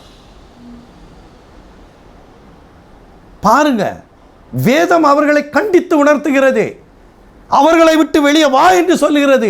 ஆனால் நீங்கள் வரவும் மாட்டீங்க, அவர்கிட்ட ஒன்றும் கேட்கவும் மாட்டீங்க. எவ்வளோ பரிதாபமான காரியம். நீங்கள் என்ன அடிமைகளா? நீங்கள் ஏன் அடிமைகளாக விற்கப்பட்டீர்கள்? நீ வெளியே வா, சுதந்திர பறவையாக. கர்த்தருடைய வசனத்தை தேடி வாசியுங்கள், தேடி வாசியுங்கள். அதில் ஒன்றும் குறைவுபட்டு இருக்காது. நாம் யாருக்கும் அடிமை இல்லை, நம்மை யாரும் அடிமைப்படுத்துவதில்லை. நாம் கர்த்தராகிய இயேசு கிறிஸ்துவுக்கு மாத்திரமே அடிமை.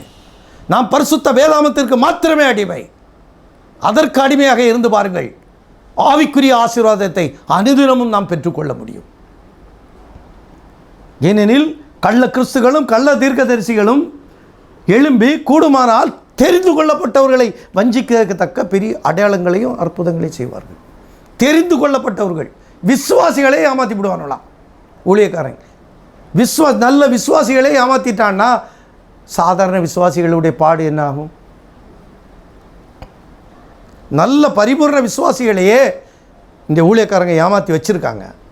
சாதாரண விசுவாசிகளுடைய நிலைமை என்ன ஆகும்? ஆகையால் இன்று சபையானது போதகர்களால் அடிமைப்படுத்தப்பட்டு வைத்திருக்கின்றது. நீ வெளியே வா, நீ சுதந்திர பறவையாக பரிசுத்த வேதாகமத்தை தன் கரத்தில் ஏந்தி கொண்டு வேத வாக்கியங்களை ஆராய்ந்து பாரு, அவைகளால் உனக்கு நித்திய ஜீவன் உண்டு. இரவும் பகல் அவருடைய வேதத்தில் தியானமாய் இருக்கிற மனுஷன் பாக்கியவான். சத்தியத்தை அறிவாய், சத்தியம் உன்னை விடுதலையாக்கும் என்ற குறிக்கோளுடன் வெளியேறு. சத்தியத்தை ஆராய்ந்து பாரு, நிதானித்து படி, கவனித்து படி. அடிமை ஆகாதே, அடிமை ஆகாதே. வேதம் கூறுகின்ற வசனத்திற்கு நாம் கவனத்தை செலுத்த வேண்டும். இந்த வார்த்தைக்கு மதிப்பும் மரியாதையும் கொடுக்க வேண்டும்.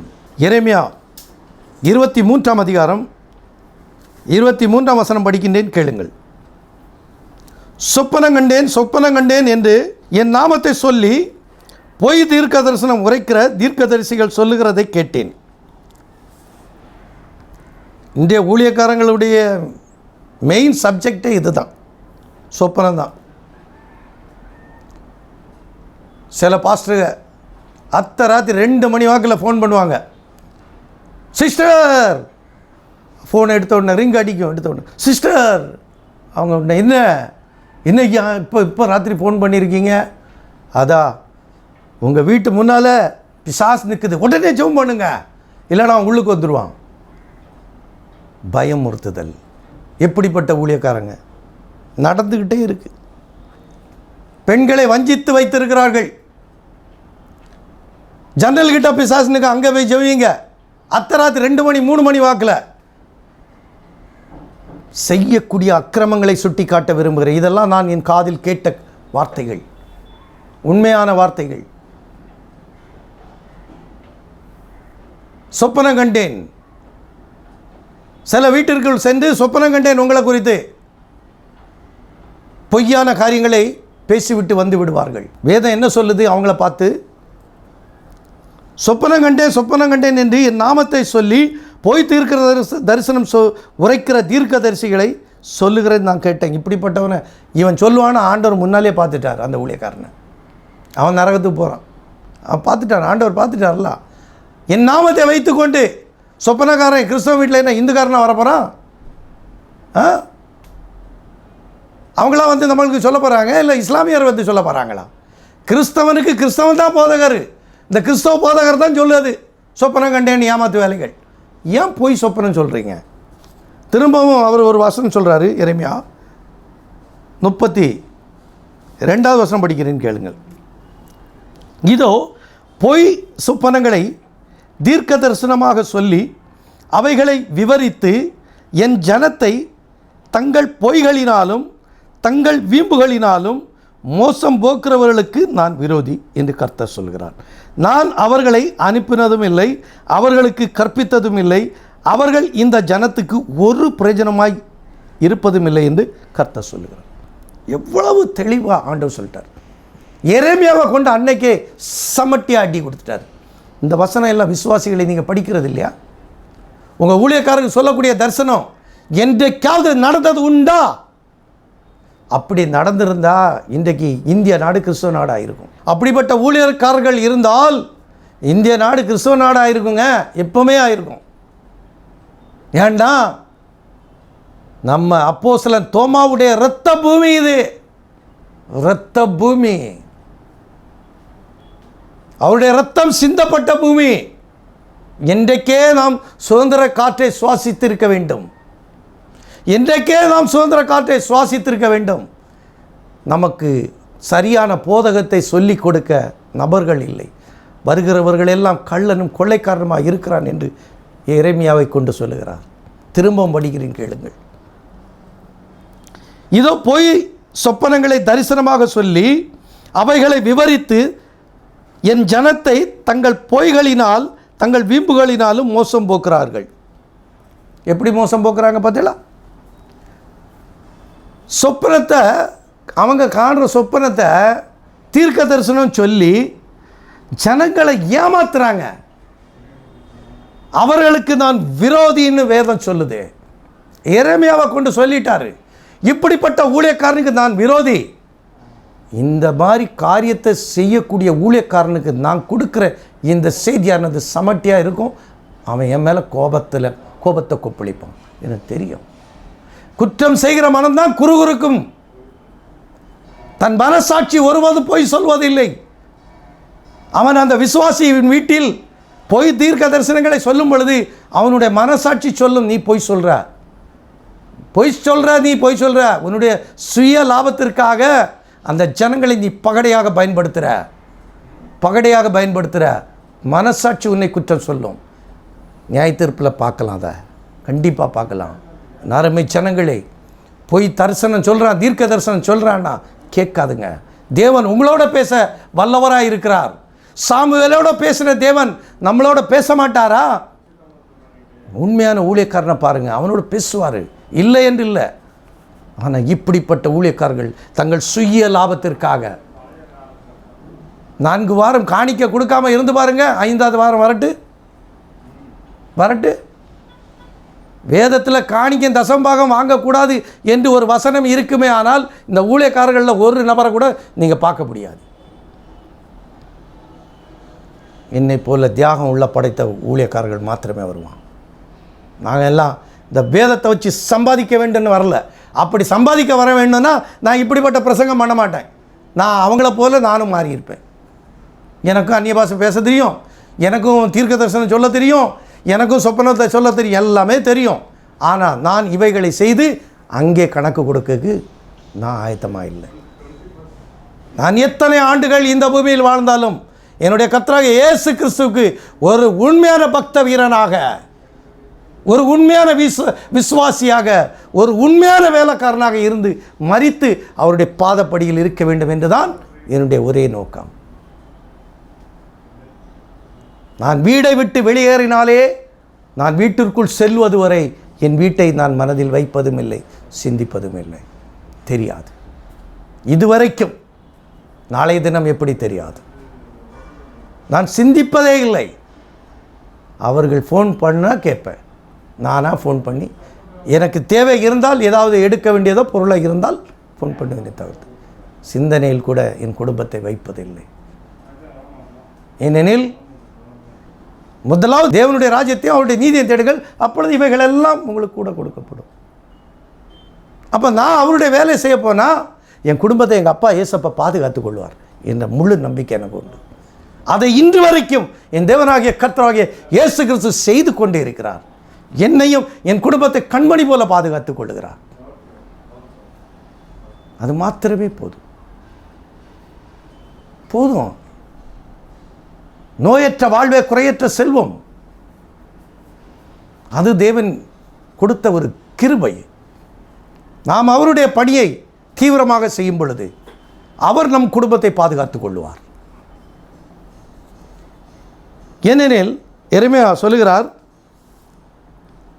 நான் அவர்களை அனுப்பினதும் இல்லை, அவர்களுக்கு கற்பித்ததும் இல்லை, அவர்களால் இந்த ஜனத்துக்கு ஒரு பிரயோஜனமும் இல்லை. இப்படிப்பட்ட ஊழியக்காரனால இந்த ஜனத்துக்கு ஒரு பிரயோஜனம் இல்லைன்னு பைபிள் சொல்லுது. எரேமியா கொண்டு சொல்லிட்டார். இப்படிப்பட்டவர்களுக்கு நான் கற்பித்ததே இல்லை, சொல்லவே இல்லை. அவரே சொல்லிட்டாரு, சொல்லி முடிச்சிட்டாரு. அவன் மனம் போன போக்கில் வாயில் வந்ததை உளறதான். நீங்களும் கேட்டுட்டு ஆண்டவர்னு உள்ள பேரில் மயக்கம் அடைந்து அந்த ஊழியக்காரன் காலில் விழுந்து விட்டீர்கள். அந்த ஊழியக்காரன் காலில் விழுந்து விட்டீர்கள். உங்கள் சுதந்திரத்தை இழந்து விட்டீர்கள், மயக்கமாகி விட்டீர்கள். ஆனால் உண்மையான சத்தியத்தை கேட்க மாட்டீர்கள். அதுதான் நீங்கள் செய்கிற பலவீனமான காரியமாகும். எந்த ஒரு ஊழியக்காரர் செய்து கொடுத்தாலும் நீங்கள் கேட்க வேண்டும். யாவருடைய செய்தியை கேட்டால்தான் உங்களுக்கு உண்மையான சத்தியம் எது என்று தெரியும். ஒரே நபரை பிடித்து வைத்துக் கொள்ளாதீர்கள். எல்லாருடைய ஒரு தலைப்பில் ஒரு நபர் பேசினால் அந்த தலைப்பில் எத்தனை பேர் பேசியிருக்கிறார்களோ அதை பாருங்கள். அப்பொழுது உங்களுக்கு உண்மையான சத்தியம் உங்களுக்கு கிடைக்கும். இப்படிப்பட்ட போதகர்களை விட்டு வெளியேறுங்கள் என்று வேதம் சொல்லுகின்றது. இந்த மாதிரி போதகர்கள் உங்களை வஞ்சித்து வைத்திருக்கிறதை நீங்கள் ஏன் சிந்திக்காமல் போனீர்கள் என்று ஏசாயா கண்டித்து உணர்த்துகிறார். ஏசாயா 29:13, இந்த ஜனங்கள் தங்கள் வாயினால் என்னிடத்தில் சேர்ந்து தங்கள் உதடுகளினால் என்னை கனம் பண்ணுகிறார்கள், அவர்கள் இருதயமோ எனக்கு தூரமாய் விலகி இருக்கிறது, அவர்கள் பயப்படுகிற பயம் மனுஷரால் போதிக்கப்பட்ட கற்பனையாயிருக்கிறது. எப்படிப்பட்ட விசுவாசிகள் சபையை பார்த்து பேசுகின்றது. சபையை பார்த்து ஆண்டவர் பேசுகிறார். இந்த ஜனங்கள் தங்கள் வாயினால் என்னிடத்தில் சேர்ந்து சோத்திரம் சோத்திரம் சோத்திரம் சொல்லிட்டு வந்துடுவீங்க. அவ்வளோதான். சபைக்கு வர்றதே அதுதான். தங்கள் வாயினால் என்னிடத்தில் சேர்ந்து அல்லேலூயா ஓசன்னா சோத்திரம் இதை தான் சொல்லிட்டு வருவீங்க. தங்கள் வாயினால் என்னிடத்தில் சேர்ந்தீர்கள், தங்கள் உதடுகளினால் என்னை கனம் பண்ணுகிறீர்கள். சபையில் வந்து கனம் பண்ணுகிறீங்க, வாய்நாளில் சோத்திரம் சொல்லி சொல்லி சபையில் வந்து என்ன செய்கிறீங்க? நம்முடைய கர்த்தராகிய இயேசு கிறிஸ்துவை கனம் பண்ணுகிறீர்கள். எவ்வளோ நல்ல காரியம் தான் நீங்கள் செய்கிறீங்க. ஆனால் ஆண்டவர் என்ன சொல்கிறார் பாருங்கள், அவர்கள் இருதயமோ எனக்கு தூரமாகி விலகி இருக்கிறது. நீங்கள் சோத்திரம் சொன்னீங்க, கனம் பண்ணீங்க, ஆனால் ஆண்டவர் என்ன சொல்கிறாரு உங்களை பார்த்து, உங்கள் இருதயமோ எனக்கு தூரமாகி விலகி இருக்கு. ஏன் தூரமாக விலகியது? ஏன் உங்களுடைய ஸ்தோத்திரம், உங்களுடைய கனம் அவர் ஏன் ஏற்றுக்கொள்ளவில்லை? ஏன் அவருடைய இருதயம் உங்களை விட்டு தூரமாக விலகியது என்று என்றைக்காவது நீங்கள் சிந்தித்தது உண்டா? என்றைக்காவது சிந்தித்தது உண்டா? அதுதான் ஏசாயா நபரை கொண்டு சொல்லுகிறார். அவர்கள் இருதயமோ எனக்கு தூரமாய் விலகி இருக்கிறது. காரணம், அவர்கள் பயப்படுகிற பயம் மனுஷரால் போதிக்கப்பட்ட கற்பனையாக இருக்கிறது.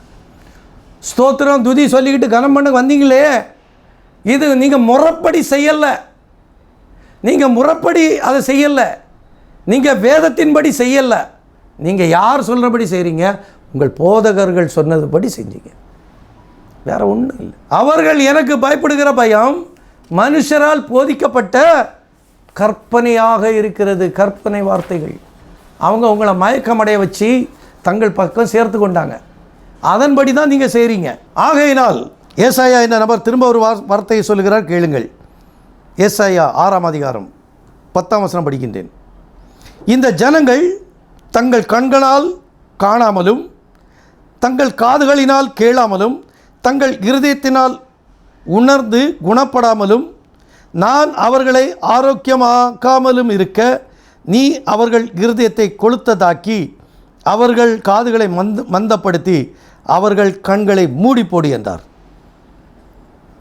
ஏசாயா சொல்றார், இந்த மாதிரிப்பட்ட விசுவாசிகளுக்கு, இந்த அடிமைகளாக விற்கப்பட்ட விசுவாசிகளுக்கு ஏசாயா கொண்டு என்ன சொன்னார்? திரும்ப படிக்கிறேன், கவனமாக கேளுங்கள்.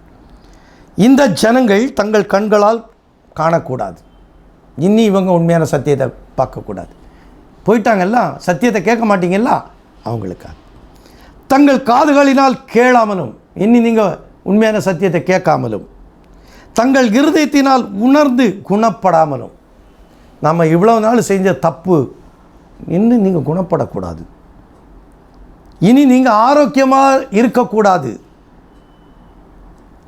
என்பதற்காக நீ அவர்கள் இருதயத்தை கொளுத்ததாக்கி அவர் காதுகளை மந்தப்படுத்தி அவர்கள் கண்களை மூடி போடு. இனி உன் காது மந்தமாகி உன் கண்கள் மூடி போடுன்னு சொல்லிட்டார்.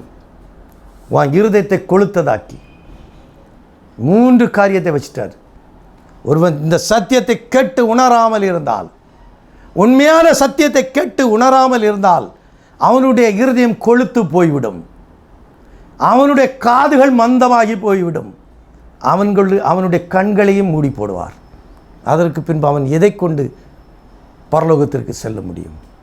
எதை கொண்டு செல்ல முடியும்? ஒன்றுமே இல்லை.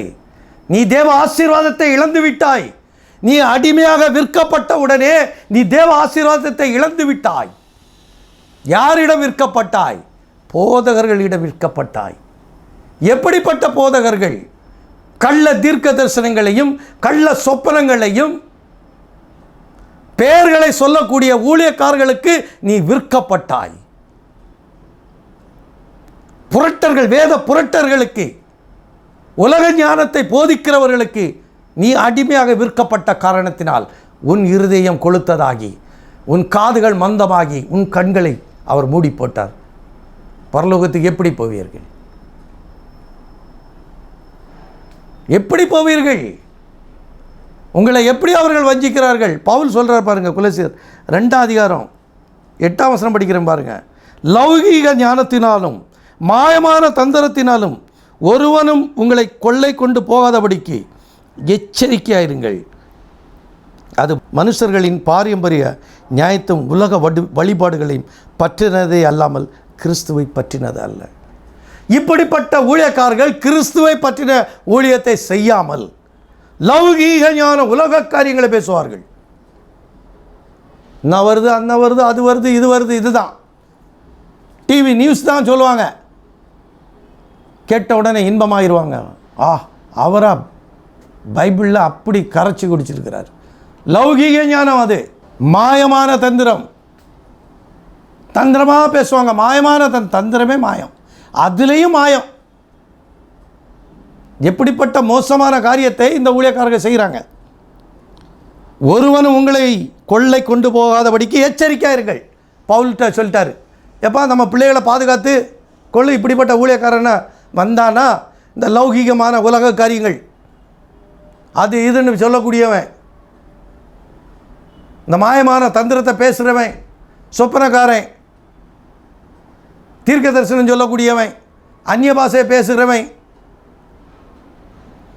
பலிபீடத்தை சினிமா மேடை ஆக்குறவன், இப்படிப்பட்டவர்களால் வஞ்சிக்கப்படுகிறீர்கள்.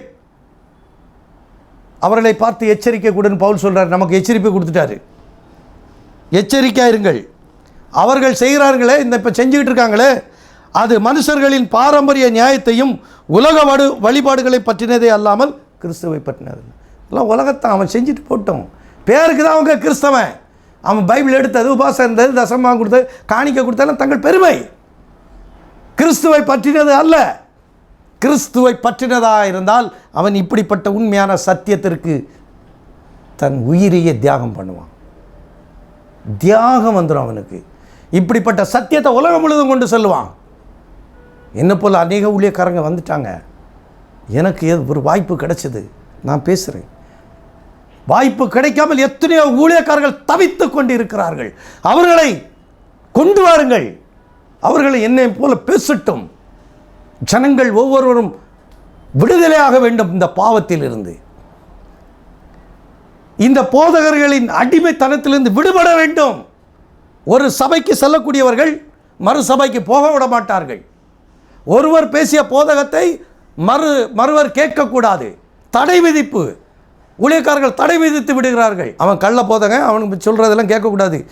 உடனே எக்ஸாம்பிள் கொண்டு வந்துடுவாங்க. கடைசி காலத்தில் இன்னாரெல்லாம் வருவான். எல்லாமே நீங்கள் தான், ஆனால் சுட்டி காட்டியது எங்களை.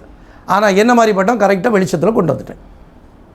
இப்போ என்ன குறிப்பிட்டு சொன்னேன்னா, நான் உங்களை குறிப்பிட்டு சொல்ல 2 பேரும் நேரடி வாக்குவாதத்துக்கு கூட ரெடியாக இருக்கிறோம். அதுதான் உண்மை. வேதம் சொல்லுகிற வார்த்தைக்கு கீழ்ப்படிய வேண்டும். வேதம் சொல்லுகிற வார்த்தைக்கு கட்டுப்பட வேண்டும், மனிதர்களின் வார்த்தைக்கு அல்ல. இந்த மாதிரிப்பட்ட ஊழியக்காரர்கள் மக்களை எப்படி ஏமாற்றுறாங்க? ஏசப்பாவே சொல்கிறாரு. மத்தேயு 23ஆம் அதிகாரம் 25ஆம் வசனம். மாயக்காரராக வேதபாரகரே பரிசேயரே உங்களுக்கு ஐயோ. ஏசப்பா சொல்கிறார். இந்து போதகர்களையும் இஸ்லாமியர்களோ இல்லை, கிறிஸ்தவ போதகர்கள். அவர்களை விசுவாசிகளாக நீங்கள் தான் அடையாளம் கண்டுகொள்ள வேண்டும். எந்த போதகரும் தன்னை கீழ்த்தரமாக சொல்ல மாட்டார். இப்போ நானே என்ன தரக்குறவோ சொல்ல மாட்டேன். அப்படி தான் எல்லோரும் இருக்கிறோம். ஒவ்வொரு போதகர்களும் என்னை போல தான் இருக்கிறாங்க. இதில் யார் தேவனுடைய பரிபூர்ண ஊழியக்காரன்? நீங்கள் பார்க்க வேண்டும், நீங்கள் நியாயந்திருக்க வேண்டும், நீங்கள் நிதானிக்க வேண்டும், நீங்கள் கவனத்தில் எடுக்க வேண்டும். இதில் யார் தேவனுடைய பரிபூர்ண ஊழியக்காரன்? யார் ஊழியத்துக்காக செய்கிறார்கள்? யாருடைய செய்தியில் உண்மையான சத்தியம் வெளிப்படுகின்றது? இதையெல்லாம் கவனிக்க வேண்டியது நீங்கள். அவர்களை பார்த்து செல்லுங்கள். அந்த ஊழியத்திற்கு உங்களுடைய கரங்களை உயர்த்துங்கள். அவர்களோடு சேர்ந்து ஊழியத்தை செய்து தேவனுடைய நாமத்தை உயர்த்துங்கள். வேதத்தை கவனித்து பாருங்கள். மாயக்காரராகிய வேதபாரியரே பரிசேயரே உங்களுக்கு ஐயோ, போஜன பாத்திரங்களின் வெளிப்புறத்தை சுத்தமாக்குறீர்கள், உட்புறத்திலோ அவைகள் கொள்ளையினாலும் அநீதித்தினாலும் நிறைந்திருக்கிறது. ஆண்டவர் சொல்கிறார். பார்த்தீங்களா, ஊழியக்காரனுடைய ஊழியத்தை தெளிவாக சொல்லிட்டாரு. வெளிப்புறத்தை எல்லாம் சுத்தமாக வெள்ளை போட்டுக்கிடுவாங்க. சுத்தம், மிசைசெல்லாம் எடுத்துருவாங்க. ரொம்ப க்ளீனாக சுத்தமாக வச்சுக்கிட்டு ரொம்ப பக்திமானாக காட்டுவாங்க. ஆனால் கொள்ளை நோயினாலும் கொள்ளையாலும் அநீதத்தினாலும் நிறைஞ்சிருக்கு அவங்க இருதயம். ஒரு முறை என்னுடைய தெரிந்த நண்பர் அவர் பேசினார். எங்கள் ஊழியக்காரர் கல்யாணம் முடியவில்லை, அவர் ரொம்ப பரிசுத்தமானவர். அவரை பற்றி மிக வாழ்த்து சொன்னார். நான் கேட்டேன்,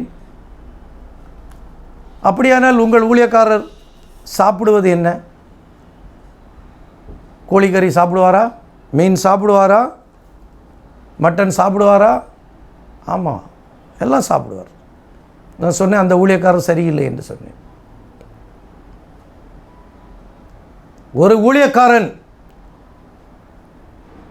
ஒரு கல்யாணமாகாத ஒரு ஊழியக்காரன், தேவனுக்கு தன்னை அர்ப்பணிக்கப்பட்ட ஊழியக்காரன் இந்த கறி வகைகளை எல்லாம் சாப்பிட்டால் ஹார்மோன் தான் உற்பத்தி ஆகும். ஒருபோதும் ஆவிக்குரிய சிந்தனை வருவது இல்லை. வாலிப பிராயம், வயது அல்ல, எங்களைப் போல வாலிப பிராயம், 28-30 வயதில் தன் திருமணம் வேண்டாம் என்று சொல்லிவிட்டு அவர் இப்படிப்பட்ட ஆகாரம் சாப்பிடுவாரே ஆனால் ஹார்மோன் உற்பத்தி ஆகும் என்றதை சொன்னேன். அப்படியானால் அவர் இஞ்சி, பூண்டு, வெங்காயம், மாംസ வகைகள் சாப்பிடாமல் காலையில் கஞ்சி, அப்படிப்பட்ட ஏழ்மையான உணவை உண்டு எப்பொழுதும் அவருடைய பிரசன்னத்தில் இருக்கட்டும், நான் அவரை நம்புவேன். அப்படியால் நம்ப முடியும். ஏனெனில் அதனால் எந்த உணர்வுகளும் உண்டாகுவது இல்லை. சரீரத்தின் பலவீனம், சரீரத்தில் இருக்கக்கூடிய பலம் குன்றிவிடும். அவன் கர்த்தருக்காக பரிசுத்தமாக இருக்க முடியும். ஹார்மோன் உற்பத்தி ஆவதினால் இங்கே பரிசுத்தம் இருப்பது இல்லை என்று நண்பருக்கு சுட்டி காட்டினேன். ஆகியால் வேதம் சொல்லுகின்றது, இவர்கள் வெளிப்புறமாக பரிசுத்தவான்களாக காண்பித்து உள்ளத்திலே அநீதத்தினால் இருக்கிறார்கள். ஆகையால் பவுல் இன்னொரு வசனம் சொல்கிறார், கேளுங்கள். பிலிப்பியர் 3ஆம் அதிகாரம் 18ஆம் வசனம் 19ஆம் வசனம் படிக்கிறேன், கேளுங்கள். ஏனெனில் அநேகர் வேறு விதமாய் நடக்கிறார்கள், அவர்கள் கிறிஸ்துவின் சிலுவைக்கு பகைஞர் என்று உங்களுக்கு அநேக தரம் சொன்னேன், இப்பொழுதும் கண்ணீரோடு சொல்லுகிறேன். பவுல் சொல்கிறார், அவர்களுடைய அழிவு, அவர்களுடைய முடிவு அழிவு, அவர்களுடைய தேவன் வயறு, அவர்களுடைய மகிமை, அவர்களுடைய இலச்சையே, அவர்கள் பூமிக்கு அடுத்தவைகளே சிந்திக்கிறார்கள். இப்படிப்பட்ட ஊழியக்காரன் பூமிக்கு அடுத்தவைகளை தான் சிந்திப்பான்னு பவுலை கொண்டு சொல்லிட்டார். அவர்கள் வேறு விதமாக தான் நடப்பாங்க. இப்படிப்பட்ட பரிசுத்தமான ஊழியக்காரர் சொல்கிறாங்களே,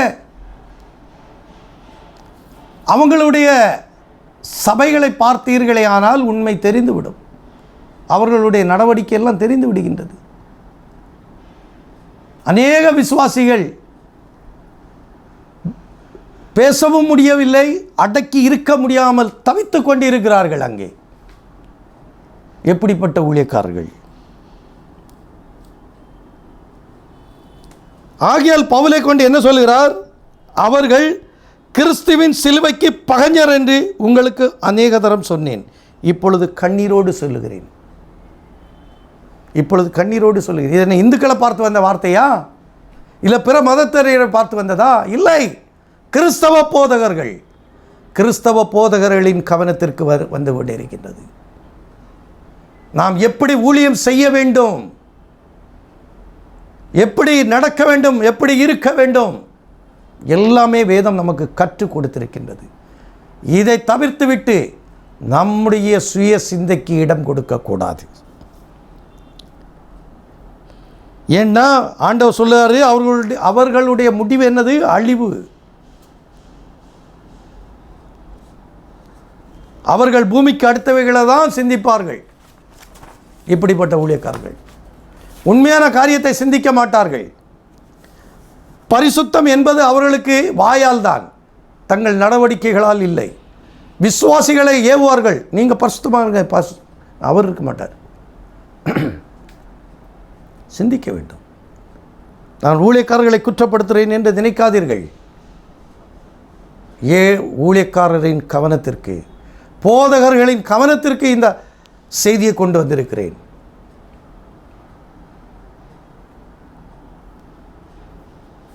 பேதுரு 2:1 வசனம் சொல்லுகின்றது, கள்ள தீர்க்கதரிசிகளும் ஜனக்குழுக்களிலே இருந்தார்கள், அப்படியே உங்களுக்குள்ளும் கள்ள போதகர்கள் இருப்பார்கள். அவர்கள் கேட்டுக்கு ஏதுவான வேத புரட்டுகளை தந்திரமாக நுழைய பண்ணி தங்களை கிரயத்துக்கு கொண்ட ஆண்டவரை மறுதலித்து தங்களுக்கு தீவிரமான அழிவை வருவித்துக் கொள்வார்கள். எப்படிப்பட்ட வசனம்! கள்ள தீர்க்கதரிசிகளும் ஜனங்களுக்குள்ளே இருந்தார்கள். அன்றைக்கே இருந்துட்டாங்க. அன்னைக்கே பேதுரு காலத்திலே இருந்தார்கள்னா இப்போ இருக்க மாட்டாங்களா? இது என்ன காலம்? கலியுகம்னு சொல்லுவாங்க. கடைசி காலம் நம்ம சொல்கிறோம். தேவன் பூமியை பார்த்தார், ஒருவனும் இல்லை நல்லவன். எல்லோரும் வழி விலகி ஏகமாய் கெட்டு போயிருக்கிறது. பூமியானது கெட்டு போயிருக்கின்றது. இப்படிப்பட்ட உலகம். அன்றைக்கே கள்ள போதகர்கள், கள்ள தீர்க்கதரிசிகள் இருந்தாங்க. அப்படியே உங்களுக்குள்ளும் கள்ள போதகர்கள் இருப்பார்கள். அப்பமே எச்சரிக்கை விட்டார். அப்போ இந்த காலத்தில் கள்ள தீர்க்கதரிசிகளும் கள்ள போதகர்கள் இருக்கிறார்கள். அவர்கள், அந்த போதகர்கள் எப்படி இருக்கிறாங்கன்னா, அவர்கள் கேட்டுக்கு ஏதுவான வேத புரட்டுகளை தந்திரமாக நுழைய பண்ணி, வேத புரட்டுகள், வேதத்தில் தான் புரட்டுவாங்க. அது பாருங்கள், இப்படி அப்படி இப்படி, ஒன்றிலும் உண்மை இல்லை. வேத புரட்டுகளை தந்திரமாக நுழைய பண்ணி தங்களை கிரயத்துக் கொண்ட ஆண்டவரை மறுதலித்து தங்களுக்கு தீவிரமான அழிவை வருவித்துக் கொள்வார்கள். தங்களை கிரயத்திற்கு கொண்ட ஆண்டவரை மறுதலிச்சிருவாங்க இவங்க. இப்போ நான் சொல்கிறேன் எப்படி மறுதலிக்கிறாங்கன்னு. இன்று பிதா குமாரன் பரிசுத்தாவியின் நாமத்தினாலே ஞானஸ்தானம் பெற்றுக்கொண்ட போதகர்களிடம் நீங்கள் இயேசு கிறிஸ்துவின் நாமத்தினால் ஞானஸ்தானம் பெற்றுக்கொள்ளுங்கள் என்று சொல்லுவோமே, ஆனால் உடனே அவர்கள் இந்த வார்த்தையின்படி மறுத்து விடுவார்கள், மறுதலித்து விடுவார்கள், ஏற்றுக்கொள்ள மாட்டார்கள். அவர் யார்? நம்முடைய ஆண்டவர் யார்? இயேசு கிறிஸ்து. உடனே மறுதலித்து விடுவார்கள்.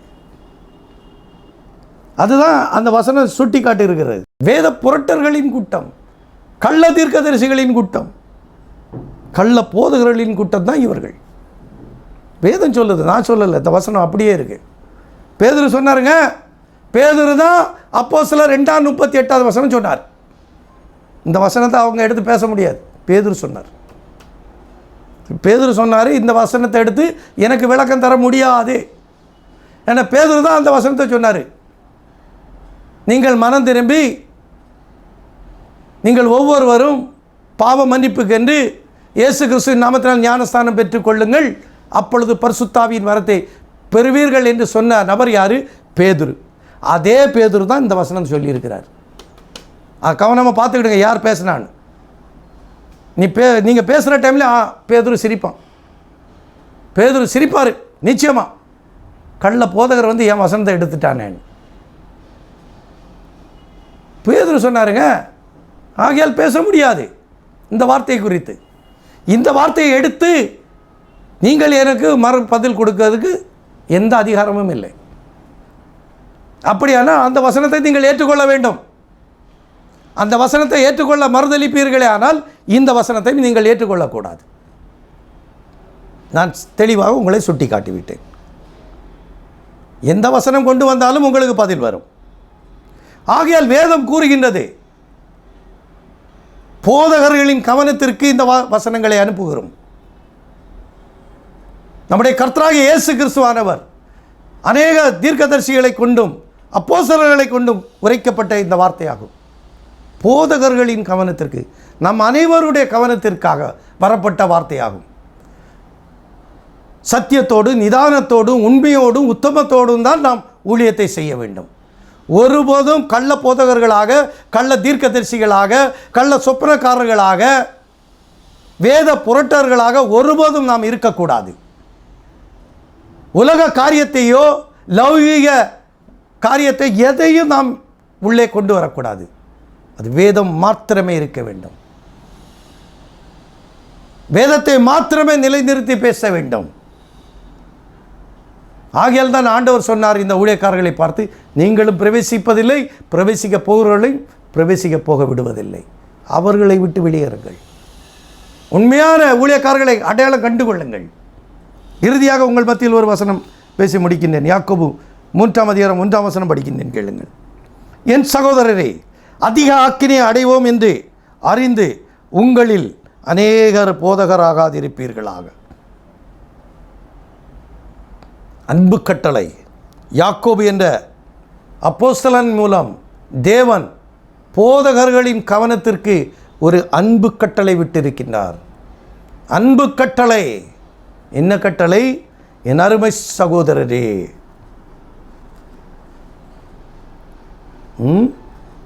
அதிக ஆக்கினை அடைவோம் என்று என்ன சொல்றாரு? என் சகோதரரே, அதிக ஆக்கினை அடைவோம் என்று அறிந்து உங்களில் அநேகர் போதகராகாதிருப்பீர்களாக. அப்போ அதிக ஆக்கினை அடைவது யார்? போதகர்கள், விசுவாசிகள் அல்ல. அதிக ஆக்கினை அடைவர்கள் போதகர்கள். ஆகையால் தான் ஆண்டவர் என்ன சொன்னார்? மத்தேயு 23:13 என்ன சொன்னார்? மாயக்காரராகிய வேதபாரகரே, பரிசேயரே, உங்களுக்கு ஐயோ, நீங்கள் பரலோக ராஜ்யத்தை நீங்கள் பூட்டி போட்டு விட்டீர்கள். நீங்களும் பிரவேசிப்பதில்லை, பிரவேசிக்க போகிறவர்களை பிரவேசிக்க விடுவதில்லை. அந்த மாயக்காரராகிய வேதபாரகருக்கு யாக்கோபின் மூலம் ஒரு எச்சரிப்பு கொடுத்திருக்கிறார். ஒரு எச்சரிப்பை கொடுத்திருக்கிறார். அதுவும் அன்பின் கட்டளையாக, என் சகோதரரே என்று சொல்லி. அதிக ஆக்கினை அடைவோம் என்று அறிந்து நாம் அறிய வேண்டிய முதல் காரியம் என்ன? அதிக ஆக்கினை அடைவோம் என்பதுதான் நாம் தெரிந்து கொள்ள வேண்டிய உண்மை.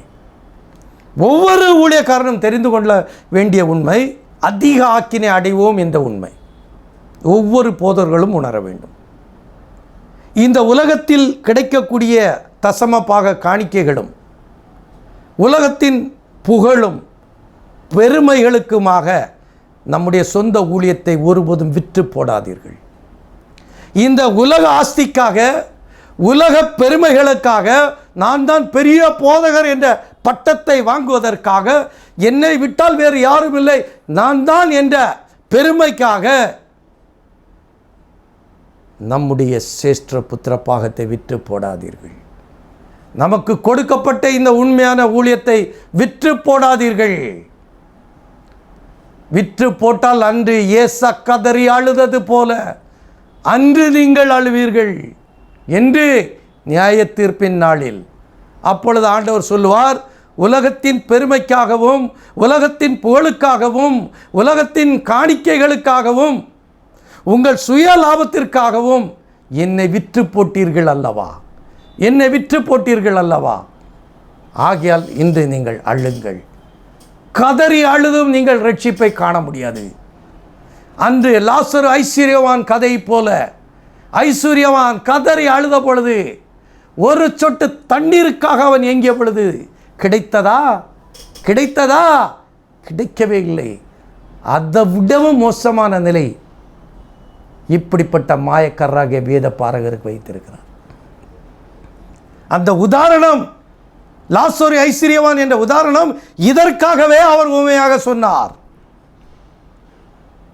உலகத்தை ஏமாற்றி விடலாம். நான் அடிக்கடி கூறுவது போல, நமக்கு இருப்பது, ஊழியக்காரனுக்கு இருப்பது 2 கண்கள், நம்மை பார்ப்பது அநேக கண்கள். நமக்கு இருப்பது ஒரே வாய், நம்மை பேசுவதோ அநேக வாய்கள் உண்டு. ஆகையால் நின்று நிதானித்து கர்த்தருடைய ஊழியத்தை செய்ய வேண்டும். கர்த்தருடைய வார்த்தை குறித்து பேச வேண்டும். அது சொப்பனமானாலும், தீர்க்க தரிசனமானாலும், அந்நிய பாஷை ஆனாலும், அற்புதங்கள் ஆனாலும் எல்லாமே நின்று நிதானித்து கர்த்தர் என்னோட அதை செய்கிறாரா என்பதை ஆராய்ந்து அறிந்து தான் நாம் செயல்படுத்த வேண்டும். அதை விட்டுவிட்டு சரீரத்தின் உணர்ச்சிக்கு இடம் கொடுக்காதீர்கள். சரீரத்தின் உணர்ச்சிக்கு இடம் கொடுத்து உங்கள் ஊழியத்தை வீணடித்து விடாதீர்கள். அதிக ஆக்கினை அடைவீர்கள். வேதம் என்ன சொல்லுகின்றது? அதிக ஆக்கினை அடைவோம் என்று அறிந்து நீங்கள் ஊழியக்காரர்கள் ஆகாதிருப்பீர்களாக. அப்படிப்பட்ட ஒரு ஊழியம் எனக்கு தேவையில்லை. எனக்கு அதிக ஆக்கினை வரும்னு நான் இந்த ஊழியத்தை செய்ய மாட்டேன், செய்யவே மாட்டேன். எனக்கு வேண்டாம். நான் விசுவாசியாட்டே இருந்துட்டு போகிறேன். என்னுடைய மன விருப்பமே அதுதான்.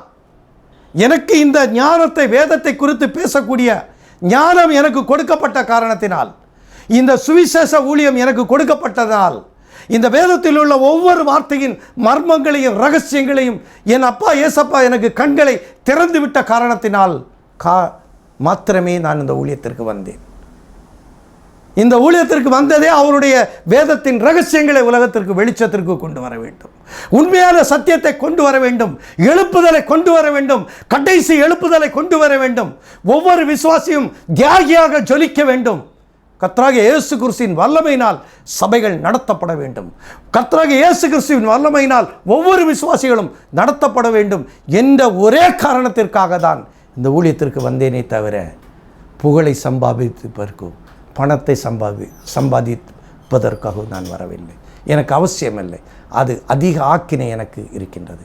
அந்த அதிக ஆக்கினை எனக்கு வேண்டாம். அந்த ஆக்கினை எனக்கு வேண்டாம். நான் விசுவாசியாக இருந்தாலே போதும். ஆகையால் யாக்கோபு சொன்ன வார்த்தைக்கு நான் மிகவும் மிகவும் நேசித்து அந்த வார்த்தைக்கு நான் அடிபணிகிறேன். ஊழியக்காரனுக்கு எச்சரிக்கை கொடுத்திருக்கிறார். அதிக ஆக்கினை அடைவாய், நீ அதிக ஆக்கினை அடைவாய் என்று எச்சரிப்பு கொடுத்திருக்கின்றது. ஏசப்பாவும் சொல்லிட்டார், நீ பரலோக ராஜ்யத்தை பூட்டி போட்டுட்டா நீ பிரவேசிக்க மாட்டான், நீ நரகத்துக்கு போகிறான்னு சொல்லிட்டார். இங்கே அவர் சொல்லிட்டார், பரலோக ராஜ்யத்தை பூட்டி போட்டான்னு ஏசப்பா எச்சரிக்கை கொடுத்தாரு. யாக்கோப் சொல்கிறார், உனக்கு அதிக ஆக்கினை ரெடியாக இருக்குது, நிதானித்து செயல்படுங்க. இந்த செய்தியை கேட்டுக்கொண்டிருக்க ஒவ்வொரு போதகர்களே, என்னை திட்டுவது இரண்டாவதாக இருக்கட்டும். முதலில் இந்த செய்தியை ஆரம்பத்திலிருந்து கடைசி வரைக்கும் தெளிவாக கேளுங்கள். அதற்கு பிறகு நீங்கள் என்ன வேண்டுமானாலும் என்னை திட்டுங்கள். நான் ஒன்றுக்கு கவலைப்படவில்லை. நான் உங்களை திட்டவும் மாட்டேன், நான் உங்களை குறித்து எதுவும் பேசவும் மாட்டேன். ஆனால் ஒரு முறையாவது இந்த சத்தியத்தை ஆரம்பத்திலிருந்து முடிவு வரை கேளுங்கள். இதை கேட்டுக்கொண்டு இருக்க விசுவாச பிள்ளைகளே, அடிமைகளாக விற்கப்பட்டு விட்டீர்களே, அந்த அடிமைத்தனத்திலிருந்து வெளியே வாருங்கள். கர்த்தராகிய இயேசு கிறிஸ்துவை விசுவாசியுங்கள், அவருடைய வேதத்தை நேசியுங்கள். கர்த்தராகிய இயேசு கிறிஸ்துவை விசுவாசி, அப்பொழுது நீயும் உன் வீட்டாரும் ரட்சிக்கப்படுவீர்கள். போதகர்களை விசுவாசிக்காதீர்கள். வேதம் என்ன சொல்லியிருக்கின்றது? கர்த்தராகிய இயேசு கிறிஸ்துவை விசுவாசி, அப்பொழுது நீயும் உன் வீட்டாரும் ரட்சிக்கப்படுவீர்கள். ஏன் போதகர்களை விசுவாசிக்கிறீங்க? விட்டுருங்க. சத்தியத்தை அறிவீர்கள், சத்தியம் உங்களை விடுதலை ஆக்கட்டும். அதுதான் உண்மை. சத்தியத்தை அறிவதற்காக அனுதினமும் ஒவ்வொரு போதகர்கள் கொடுக்கக்கூடிய செய்தியை கேளுங்க. யாருடைய செய்தியில் தேவனுடைய உண்மை இருக்கின்றது அதை பாருங்க. எந்த சத்தியத்தில் உண்மையாக இருக்கு அந்த சத்தியத்துக்கு போங்க. அந்த சத்தியத்தின் மூலம் நிச்சயமாக தேவன் உங்களை விடுதலையாக்க சித்தமாக இருக்கிறார். ஒருவரும் கெட்டு போவது அவருக்கு சித்தம் இல்லை. எல்லோரும் ரட்சிக்கப்பட வேண்டியதுதான் அவருடைய சித்தமாகும். ஆகையால் இதை கேட்டுக்கொண்டிருக்கும் என் அருமை தேவ பிள்ளைகளே, என்னை புறங்கூறுவது இருக்கட்டும். முதலாவது இந்த சத்தியத்தை தெளிவாக கேளுங்கள். அதன்படி நடக்க நாம் ஆரம்பிப்போம். கடைசி கால எழுப்புதலுக்காக நாம் அனைவரும் ஒன்றுபட்டு பாடுபடுவோம். கர்த்தர் நம் எல்லோரையும் ஆசீர்வதிப்பார். ஆமேன், ஆமேன். அல்லேலூயா. Praise the Lord.